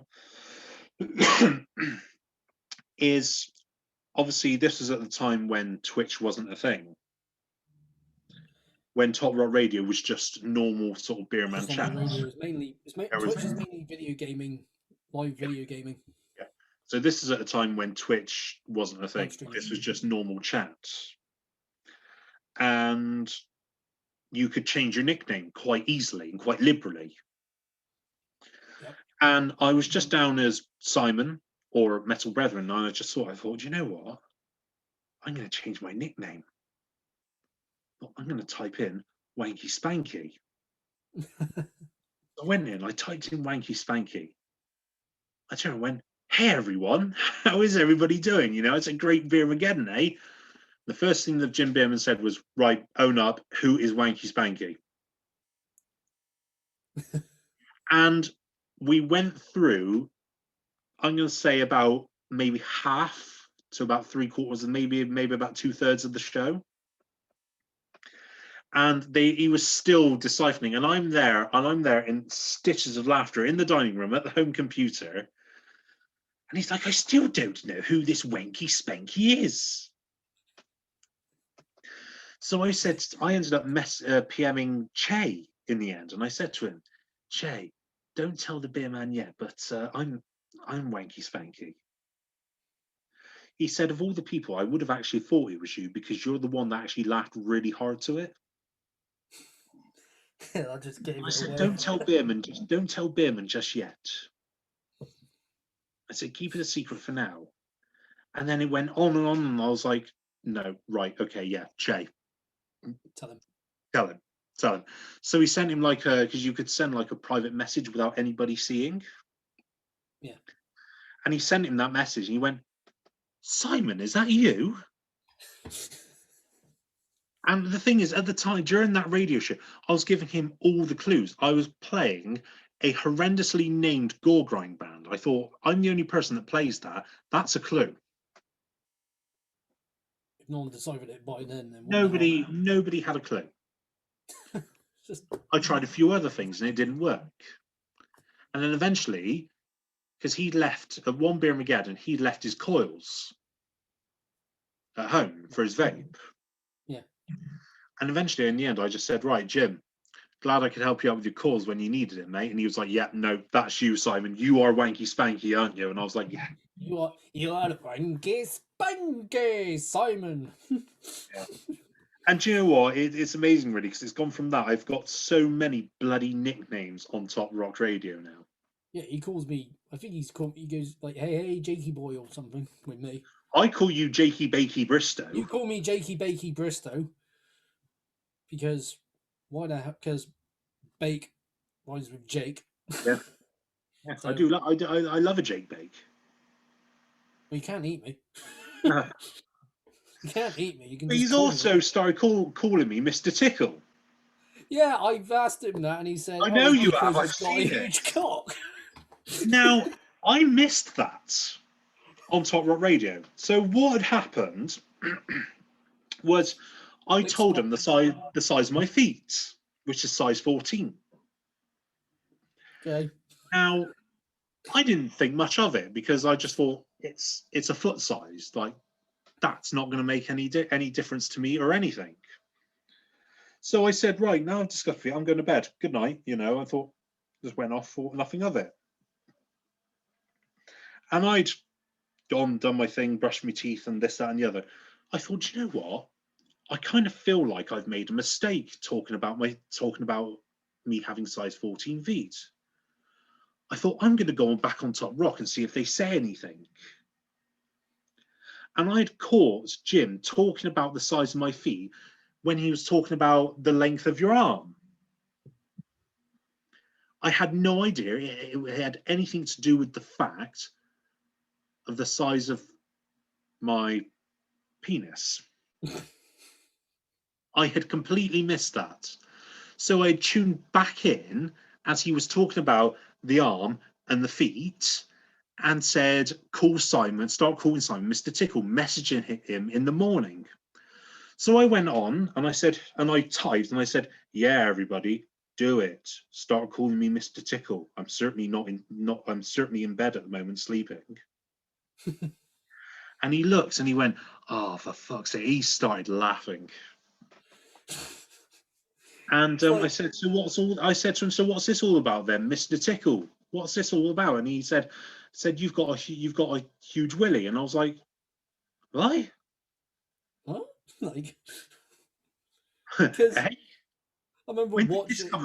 When did this is breaking news to me. Yeah, because I was watching the one where he actually said it because I thought, have I missed something? Then obviously when you asked him, he said, when you said, tell us about Mr. Tickle, because he explained to me, and then he said it's because he's got a huge cock. And I was like, hang on, that's not what I said to Jake. I pissed myself laughing as soon as he said it in that chat. When he said it, I was like, huh? What the fuck? No, because he mentioned it in one chat because I was actually PMing him on Facebook about being on Jake's Metal chat. I trying to sort out a bloody day. The endowment of my genitalia was not something I'd caught on Top Rock Radio. All I caught was the arm with apparently the size of my arm and my feet. So that was completely new news. When I watched your chat with him and when he said that, I just went, what? I pissed myself laughing because it was so funny to hear. As well as just having a very humorous chat with the man. It struck me very, very deeply when he said that. I was just like, huh? I just laughed. I was just like, yeah. So, but in the end, every time he mentions it now on Top Rock Radio, it's basically hand over head, for fuck's sake. Like, Mr. Tickle, he's got a huge willy. Damn it. He posted once before Birmingham saying, this is Fred. Fred didn't buy a ticket for Birmingham because he's a see you next Tuesday. Fred can F off. Don't be like Fred. Don't be like Fred. So I changed my nickname from Wanky Spanky to Fred. And I wrote and I said, hey, this is Fred. Why would you hurt my feelings like this? I've got my ticket.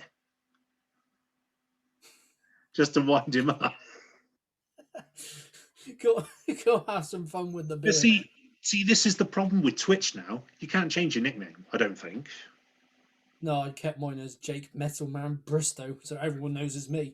Well, I had two at one point. I had Wanky Spanky and Metal Brethren. Now, I didn't. The reason I removed my Wanky Spanky Twitch because I wasn't really sure how people were going to feel knowing that they're going to tune in to a guy with a nickname like that. Yeah, that's a thing you got to think. So I thought, let's just keep it original and keep it as Metal Brethren, because that's what, in the Bristol scene particularly, and parts of the Welsh metal scene, that's what I'm renowned for. I'm renowned for being nicknamed Metal Brethren. That's what your nickname is, and it's been that for what? Since I first got into it. First you got into metal, basically. That was First I got into metal music. Because I like to try and treat everybody in the metal scene, everybody that I meet that give me the opportunity to be in their lives and be their friends and stuff like that. They are my metal brothers and sisters, and I love them all dearly. And as do I. That is why they are my metal brethren. They are my metal sisterin. Metal brethren and sisterin. Yeah. Remember those words, people. Remember those words. Remember those words. Everybody who tunes in, sees my podcasts, go to gigs, we got to have a good time after all this lockdown shit is over. You are all my metal brethren and sisterin, and you are all loved very dearly. And that is the quote of Simon on Jake's Metal Chat. Absolutely. You are all loved very dearly. Could have probably a few people said that. I love you too, man. I was like, oh, damn the sub comments. Yeah. I'm not saying it with any soppiness at all because I genuinely mean it. I love the shit out of every single member of the metal scene that have allowed me into their lives, seeing what they get up to, seeing them at gigs, having a chat with them, having a laugh, having a catch up. Yeah, because that's what I'm missing at the moment. Just going to gigs, meeting up with people, watching their bands, or when I played with Herbicidal, I just saw all these people ready to watch the band, and I was thinking, are they here to see the band or are they here to see me mainly? Because everyone knows me because both, because you're a well-known person of the metal scene. Yeah, because Phil even mentioned that when I had a chat with him on Jake's Metal Chat. Like when he moved back to Bristol, he always saw me at gigs. Yeah. You're a well-known part of the metal scene. So the first thing people will want to do when they hear Jake Bristow's in a band, he's performing live, is because they've probably never seen you play before. Yeah, because I haven't played very many gigs. That was like the last gig. Yeah, I did. Yeah, they may never have seen you before, so they may want to turn around and go, "Oh, Jake, yeah. Oh, he's in a band. Oh, he's playing, is he? Right. We're gonna go and see him." Yeah, because I joined Herbicidal just by pure bloody whim or whatever. You joined Herbicidal by playing a gig outside Madame Beryl's house during her birthday. So technically, that was like just an improvised gig. Yeah, pretty much. Herbicidal. So technically, I did two gigs. One was a birthday party one, because it was Madame Beryl's big 3-0. Yeah. And then the Griffin, one was in the summer, so outside. But as you said, though, that one outside Madame Beryl's house was completely improv. It was improv. I just said, oh, I can do some vocals. And then Leon said, I'll take the microphone. Yeah. Like, not to those words, but like, yeah, you can do some. And then I was trying to test the mic, so I gave it to Millie, and she was doing a bit of vocals as well. And I've known Millie since 2011 because I saw her in one of her old bands, Genocidal. Right. Okay. No, That's I one of didn't the know. I didn't know old about bands. Genocidal. I Yeah, knew about because Craniation. yeah, Craniation was after. Oh, Because was it? before Okay. Genocidal, she was in another band called Terraform, and I didn't see that band. Okay. And with those two bands, they both had, well, Ian Aston was both in Terraform and Genocidal Okay. before separation. Gosh, Joss Farrington was in Terraform, as well as Russ.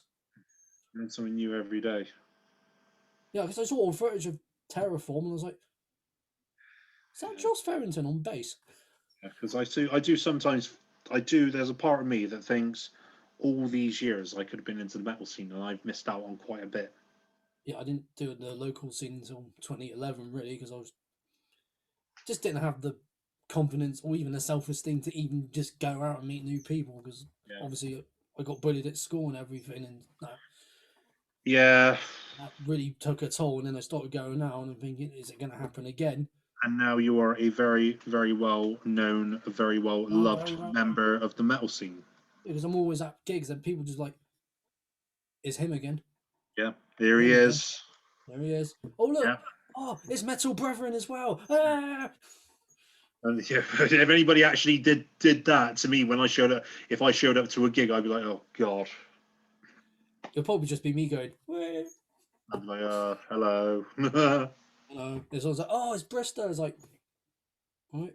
No, it's now going to be a little pat on the shoulder, going, "Oh, it's Jakey Bakey Bristow."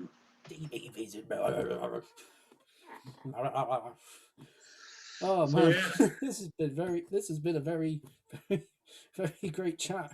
no, it's been all right, mate. It's been all right. I've enjoyed this chat. It's been fantastic. Yeah, I'm loving this chat Yeah. because How long? I was By the way, just out of curiosity, how long have we actually been on for? Does it say?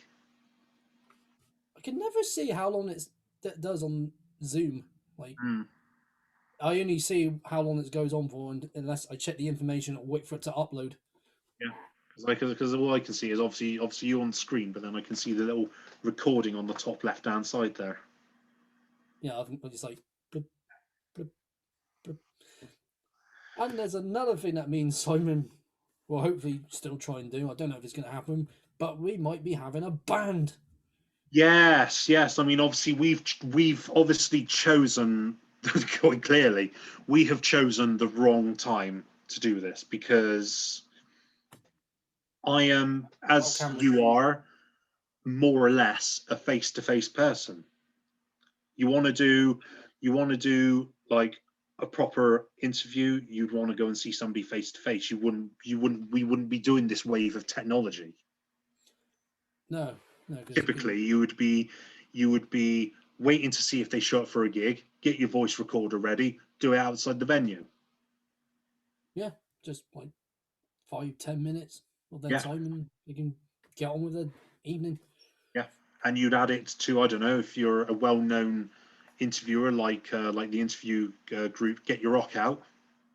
Oh yeah, get your rock out. They do it at festivals all the time. They sort of get their press pass right at the back, Yeah, voice recorder, maybe a camera, depending on well, the band that it is. yeah. Depending where Jake's Metal Chat goes, people might want me to do these sort of things. Yeah, yeah. Get yourself a press pass and They're just like, oh, we've seen your videos. Do you want to do some interviews at festivals? yeah. What? Have you watched my videos? Yeah. Who knows, mate? I could probably add your interviews, or you could probably be part of the Metal Brethren show as the interview side of things. Who knows? Can make that happen. Yeah, you play the music. Yeah. I'll And then talk for people. after that, I'd be like, right, we bring you to Jake Bristow, who interviewed this band for me. Take it away, and off you go. Hello, it's Jake Bristow. I'm the interviewer for the Metal Brethren show, I can make that and happen. so on and so forth. I can make that happen for you, lad, for the podcasting side of things, most definitely. If you want. Yeah, Obviously that's your choice, I can do obviously, that but from obviously time to this is time. Yeah. this the only time that sort of magic can happen is when lockdown's over. Yeah, I can do that from time to time. Yeah, definitely. when you get a band you want me to Anyway, chat to. back to the band. Back to the band. We got the name, and I'll let Simon say the name of the band. So basically, we are going to be in a band. Hopefully, once all this is over, because as I said, we want to do practice face to face. Because I'm old school, I can't do much of a technology, and I don't have the equipment like you do. But we are going to be starting up a little gore grind project called the Gore Grind Dance Party Massacre. And if you don't like that name, then get out. So basically, Okay. the idea behind the band sort of combine. I don't know. What do you think? To combine Goselax, general surgery, Gutalax, general surgery, and lymphocytic. lymphocytic. I was going to say, oh, maybe mix a bit of mortician in there, but Yeah, yeah, a little bit of yeah. So mortician and a bit of regurgitate. if you pop those four bands in, mix them all together, and there you have it. That's the Gore Grind Dance Party Massacre. You got your Gore Grind, you got your Goselax riffs that you can dance to. Yeah, and you got You got your partying with Goselax again, and you got your massacre. You make it sound like Mortician and Lymphocytic. pretty much. And if you don't know these bands that we've just mentioned, go check them out. Show them Yeah, some love. yeah. Show them some love, especially Lymphocytic for all you if you love your underground gore grind as well. Check Lymphocytic out. They are on my latest podcast as well, Metal Brethren's Grind Chronicles. And you're into grind and you just want to listen to that one episode, then you're going to find a bunch of grind bands on there. You're going to find loads of gems. You know, if you love your grind, you're going to find your gems. You're going to find your Teddy Bear Autopsy, your Lymphocytic, your Meat Knife, your Cerebelo, Waco Jesus, to name a few. Rots, yeah, to name a few. Old school grind. Very old school grind. Very old school grind. They've been around for years. Yeah, yeah. Not as long as Napalm Death, but they have been around. Not as long as Napalm Death, and maybe not they're as long actually, as Repulsion. They're actually one of a few sort of considered big South American grind bands that I know. Yeah, because I've heard on the grind level. Obviously, there are big metal bands in Brazil, such as Sepultura. Sarcophago. Yeah. Mr. Fire, who Jim had on. But on a grind level, Rot is probably about as big a South American grindcore as you can go. Yeah, and I've heard their music, and you know what? I love it. Yeah, it's old school. I love the old school sound because I listen to a lot of old school sounding death metal bands. Not old school sounding, old school death metal. You've heard of the band Agathicals? Yeah, I've heard of them. Somebody tried daring me to collect their splits. Someone dared you. Have you seen how many splits they've done? Not at the top of my head, no. Ridiculous. Oh, that many? Yeah. Oh, I'm not going into numbers because I wouldn't know what number to give. I'm not even going to attempt to count neither. But let's put it this way. That would if I look back at my collection now, I would say the amount of splits that they would do would probably fill about 3 or 4 shelves of a cabinet. Damn. That's all I can say is damn. They have done that many, and Rot are no exception neither, because they've done a lot of splits as well. Yeah, looking on their archive page, it's like, yeah. Where the hell did they find the time to do all these splits? Yeah. When I started collecting Agathicals full albums, I was just like, they've done a lot of splits. I was just like, we'll do a full album. Oh, and then we'll do 20 splits before the next album. Yeah. Yeah, because not going to knock it though, because they're getting their work. They're going to get a workout. But as a split collecting, that's never really. I've always been a full album collector. Like if an EP's out and it's available and it's easy to get hands of, I may get it. But splits compilations, I try to avoid. Like it's not something I've ever really been into, and really something I've really wanted to collect, to be honest. Because you'll find that some of the splits that they do is actually the same work as what they've done in their album. Some of them. Yeah. So really, no point getting it as Uh, such. mm. Just I get mean, the that's album. personally, that's what I've found with some of them. I mean, some of them they've had completely brand new work, but some of which have just come from previous albums. Yeah, I got some splits, Hmm.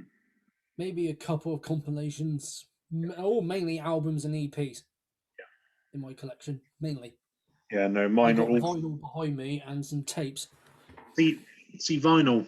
I mean, I would never have said no to collecting vinyl, but some either dosh for, and I ain't got. And the thing is, I would rather keep my dosh to have a ton of CDs than have some vinyls.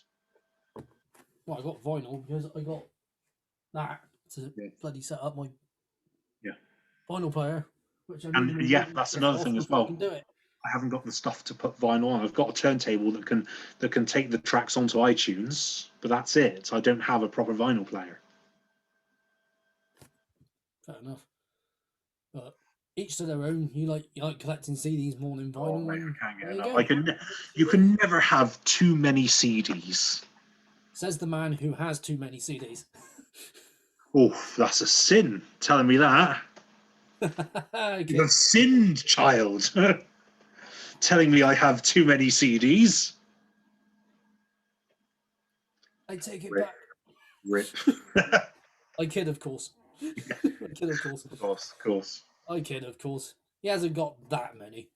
And as a matter of fact, I've got what have I got? I've probably got about 3 or 4 vinyls, and I've got 2 tapes of bands. I haven't got very many tapes. I only got like most of it's metal, but I mean, I got one Nirvana tape, and that's it. Well, one of which actually is, ironically enough, and I did not do this intentionally, is actually sitting right next to me on the laptop. So they're going to be part of my next podcast. So actually, I'm giving you all a little bit of an exclusive. And as a matter of fact, I played them twice on my streams as well. So we've got Boragor. Oh, of course, yeah, great stuff. So really, really raw, blackened death metal. If you love that sort of stuff, you're gonna love. Be sure to follow Boragor. Boragor. Check him out. So, yeah. And I could recommend another YouTuber that I've had on here, Ken from Ken's Death Metal Crypt. Oh, nice. Okay. Hang on a minute. Didn't he feature on Sick Dog Fest? No. He didn't. No. I'm pretty sure there was another guy who had who was named after something death metal crypt wise. I don't know that. I don't know. Well, no, he wasn't. Not. Oh, it would have made if he was on it. Great, he would have been just. Speaking of Sick Dog Fest, though, wasn't that something? That was something. Sick Dog Fest. Wasn't really the same as being at a proper gig, but it was still something. Because there was quite a few bands that I checked out. I was like their page, like their page, like their page. When you told me about Cockroach, I was gutted. Yeah, I saw them in 2017 at Eradication Fest. Mate, I was gutted when you said you'd seen him at Eradication because I knew I had missed one Eradication Fest. And I knew it was also what I also knew is the one that Analepsy were headlining. Oh, Analepsy were banging. Yeah, I knew I'd missed one Eradication. I knew it was the one where Analepsy were headlining. Yeah, And it just so happened to have been that one. Gutted because I really enjoyed Cockroach as well. The same way as I enjoyed Post Mortem as well from Colombia. Oh, Post Mortem, yeah. And actually, this is a funny thing because I was looking for their CDs on Discogs, found the band page, no CDs to their name. The CDs and the band on Discogs are incorrectly spelt. Incorrectly spelt. Yeah. Wow. Yeah. They're not Post Mortem on spelt with an M at the end on Metal Archives. They're with an N at the end. So they're post on the CDs. They're Post Mortem. Well, that is obviously wrong. So That's obviously wrong. Yeah. Speaking of phone. Post Mortem. Yeah. Speaking of phone, I'm trying to remember what bands on there I really liked. I had to watch the videos. if it is again. Mm-hmm. But there was only one like old school death metal band that was on that entire bill, and that was Necrophagor from Peru. Yeah. I really enjoyed them because I'm into old school death metal. Yeah, see, whereas I was more in for the sort of all the grindy sort of stuff. So death grind, gore grind, any of that. Harmony Fault were brilliant. Which band? Harmony Fault. Oh yeah, There was Harmony Fault, Holy Cost, and Holy Shit BSE. there's just so many bands. How could you And there just was watch them all when the stream was going on? Crepitation. Crepitation I really enjoyed. Spawn from Hate were amazing as well. Spawn from Hate. Shout out to those two bands. Hey, yeah, shout out to all the bands, and shout out to Shout out Sick to Dog. every band that played Sick Shout Dog out to Fest. Sick Dog Fest for making this happen. Yeah, so Sick Dog Fest. Big shout out to you guys. You put on a They were brilliant. really fun. Although, needless to say, I would be quite reluctant to stay up until 3 o'clock in the morning again. They do it again. I'll just pour all nighter. If they do it again, I will stay up. But Jesus Christ, There's just so many bands you couldn't watch them all.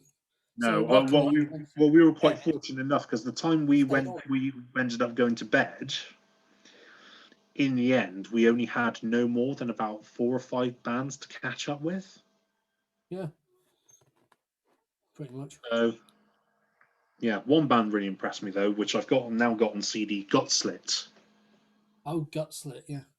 Yeah. Now, see, I showed another friend of mine who is also heavily into his gore grind music. He said, "Oh, that Gutslit album, is that their new album?" I said, No. That's their first one. I'm going to get their new album next month. So, but yeah, there was just so many bands that I enjoyed, and obviously added to Metal Brethren's collection. I've got both post-mortem albums now on order and waiting to go. Well, they'll get it. Well, there's a problem with one of them because it's coming from Brazil. Well, if they're on lockdown, they might take a long time. Yeah, well, the guy's already messaged me. He said, "Oh, thank you for the order, but we're a bit buggered at the moment. What do you want to do? Do you want the stuff refunded, or do you want to wait?" And I said, "You know what?" I said, "I can't find Postmortem anywhere else from a label that has more than one CD to buy, so I'll wait." Yeah, might as well, because I got Frozen Soul's new album from EMP. EMP. That's a surprise. Yeah, I got theirs, and also I ordered Asphyx's new album as well. Is that on EMP as well? That's on the EMP as well. Surprising, really, because I've always renowned EMP as the sort of the gigantic bands. Yeah, well, they really have stuff from like Century Media on there and that. They got some hidden gems that they're not telling me. That's what it is. They got hidden gems in there. Well, I found Asphyx's new album, but I found two albums. One album I don't have, and an EP that I don't have by them. So I had to buy them all at the same time. What you need to do, mate, is you need to go on EMP, find a band you want, look at the price, and then look at other places for price comparison, because that's what I do. So that's another thing I don't really do very much. That's my little secret. You go on a website, you find a band you want, you find it, you look at the CD price, and then you look at other places for price comparison. Yeah. So, say for example, I sometimes do that, but not all the time. See, I do it with every single purchase possible. So, in future, people, if you're going to buy CDs, check different websites. Yeah, literally the price will be different. Do price comparison, because if you go on for instance EMP, you see it for one price. Check your Amazon, check your eBay, check your record labels, check your Discogs. Yeah, just check everything. Even check your second-hand stores like CEX and Music Magpie. Yeah, check them. Check your CEX and Music Magpie as well, because price comparison could probably be anything. Save even your pennies. Yeah. Don't necessarily have to save your pounds, you save your pennies. Save your pennies, just don't. I mean, pay. I mean, if you're gonna get a CD, you gotta check how much the shipping's gonna cost and Yeah. shit like that. Yeah. Unless it is one that you can literally get nowhere else, such as, for instance, Cattle Decapitation's album Homivore. Yeah. Now I don't know if you know or you saw, but I was actually one of the lucky ones to actually grab one off of Discogs.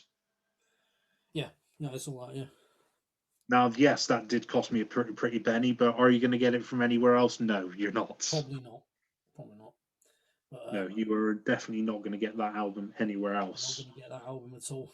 So if you are a Cattle Decapitation lover and you want to get Homivore, Discogs. On Discogs. It's going to cost you a penny, but it may very well be a worthy penny. It'd be worth it in the end because you won't be able to find it anywhere else.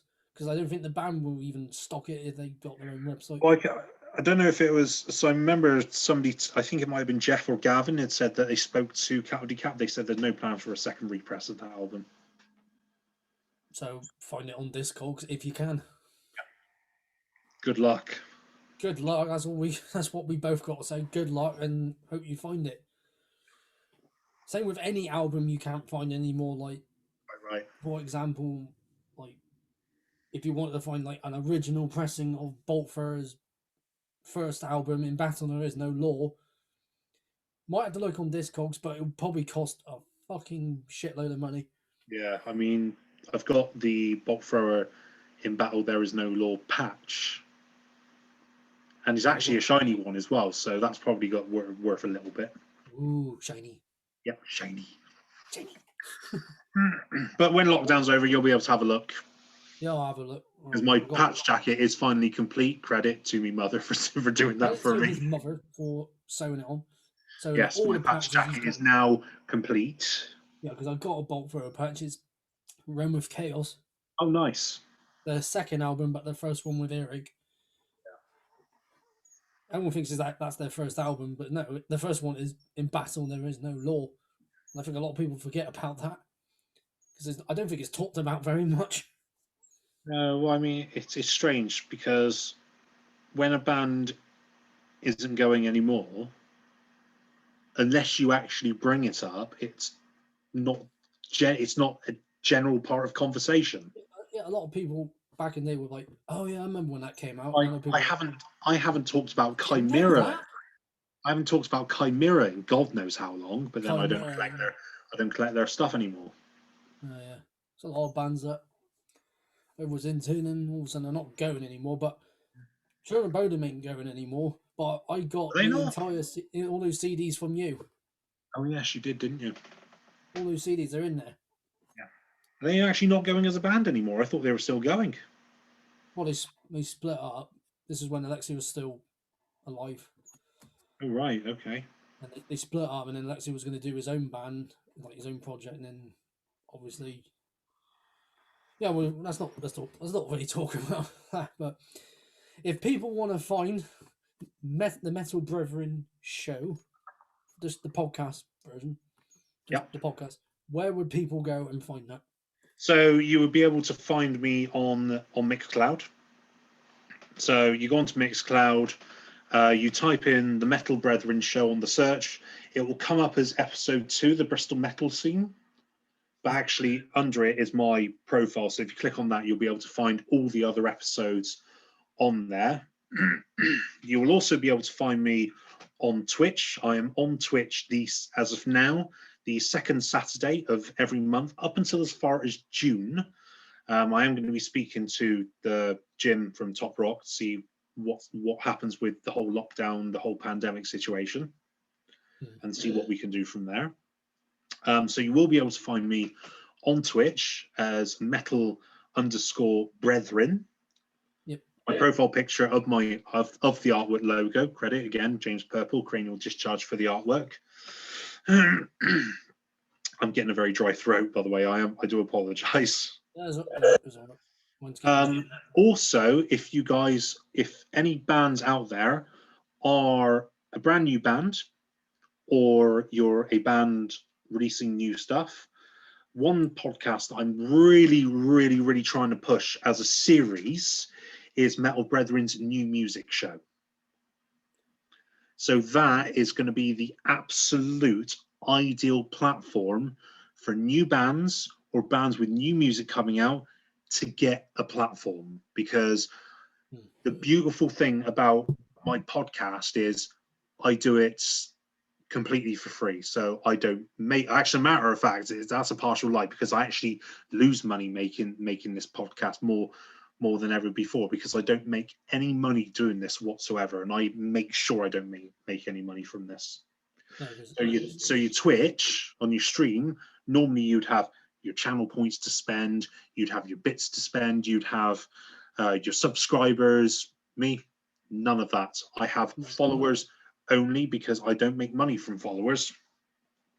no. I don't allow raids. I don't allow any of it. I'd have no channel points, no nothing. Because in its own way, although channel points is probably not worth anything, it's still making something from it. And also you're bringing new bands to people that may not know.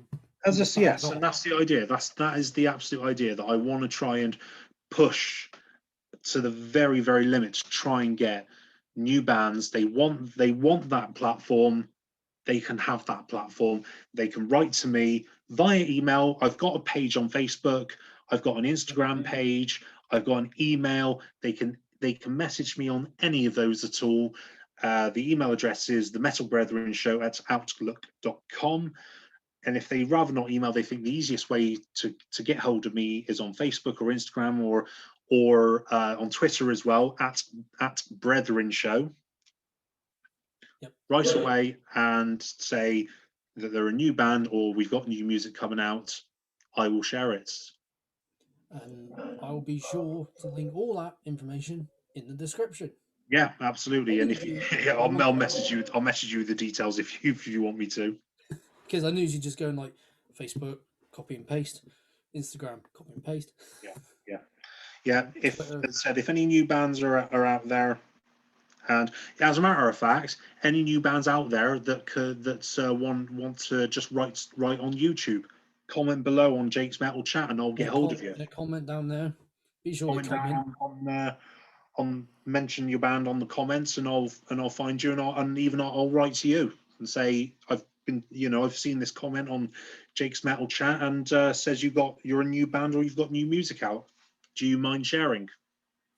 Yeah. So As long as you don't, as long as no bands think it's okay to charge me, because don't forget I don't actually make money from this. No, because you're just doing it for. It's a hobby. It's a hobby. Like what it's a hobby. It's a hobby.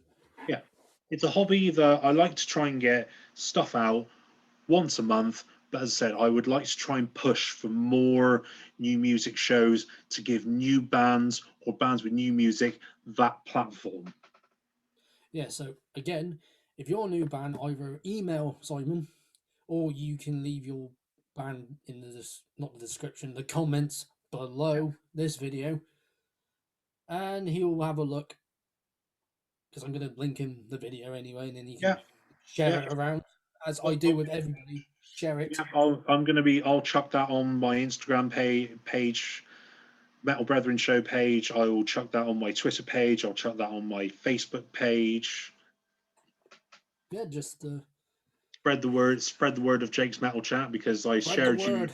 Spread the word of Jake's Metal Chat, because obviously I spread the word a lot when you interviewed with Jim Bierman, because you gave me more than enough honourable mentions, and I thank you very much for that. You're welcome. Because the first time I mentioned you was in the first episode with David Gregor of Mortar's Skull, and I did it live stream, so I had my phone there. That's going to be a part of a quiz. How many times has Jake's Metal Chat mentioned Metal Brethren in his shows? Oh fuck me! I tell you what, that will get you more viewers. I'm gonna have to go back and see how many times I've mentioned you. Yeah, let me know in 14 hours time. Probably like 50, maybe 20 times already. Bless you, mate. Bless you. Well, you deserve it. You know, I don't look to do the podcast to be big or famous or Not anything. to be big, just to spread music. That's not the idea. That was never and still is never going to be the idea of my podcasting and streaming. For me, it's about getting new music out, getting bands out there, giving them a platform, giving them opportunity That's that it.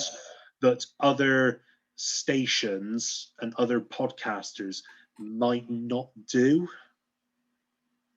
Yeah, that's true. So that's the idea of mine, and obviously it's your idea as well. It's obviously to interview these sort of bands and to get them a platform.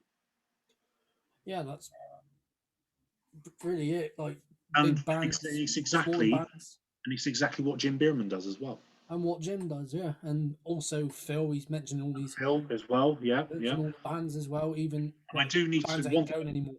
yeah, and one thing I need to check out is obviously Steve Jenkins, Vitalized Radio. Yeah, I had him on here as well. Yeah. Yeah, need to check him out Like the because I don't know what he does for his station, but I'll be sure to check that out as well. check out Steve's radio, the lockdown sessions. Yeah, lockdown session. Radio, because obviously fitting name because we are in a lockdown. Yeah, quite right. And on that note, I'd like to thank you for joining me on Jake's Metal Chat. Mate, it's been a bloody pleasure, and as I tell you what, it's not only lovely to see you doing this on Jake's Metal Chat, it's lovely to see you again because it's been ages since we've actually had even just a proper video chat. Yeah, and I'll count this chat as a video chat, even though I was asking and you it's questions. part of your show as well. And just remember, guys, all of you out there watching in the metal community, remember, for those of you who are struggling, you're all very well loved. And you are very well missed as well by me and Jake as well. And we will all look forward to seeing you when this is all over. Yeah, to all those who know me and Simon on a personal level, we hope to see you again. We miss you all. And we will see you again. We will see you again. We will all be back at those old antics again. We'll be at the Griffin and everybody misses. Wherever we're going to be. Yeah, just remember, you are all loved, and you are all missed. You're all very loved. He's been Simon of the Metal Brethren Show. Keep it metal, guys. I've been Jake of Jake's Metal Chat, your host. Remember to like, share, and subscribe to my channel. Like the video, share it around, and subscribe to my channel if you enjoy what I do, because it helps me out and it keeps me to do more videos like this, and it keeps me from going insane. Fans who are featured on my podcast, by the way, if you want a nice chat, if you want to chat with anyone at all, chat with this guy. Chat with me. I'll be sure to message a few of you out there. Keep doing it, mate. Keep doing it. You're doing fantastically with this. I can see it already, and I can see it from this show as well. Also, once again, he's been Simon. I've been Jake. Have a good day, evening, afternoon, wherever you are in the world. Take care. Take care, guys. Take care.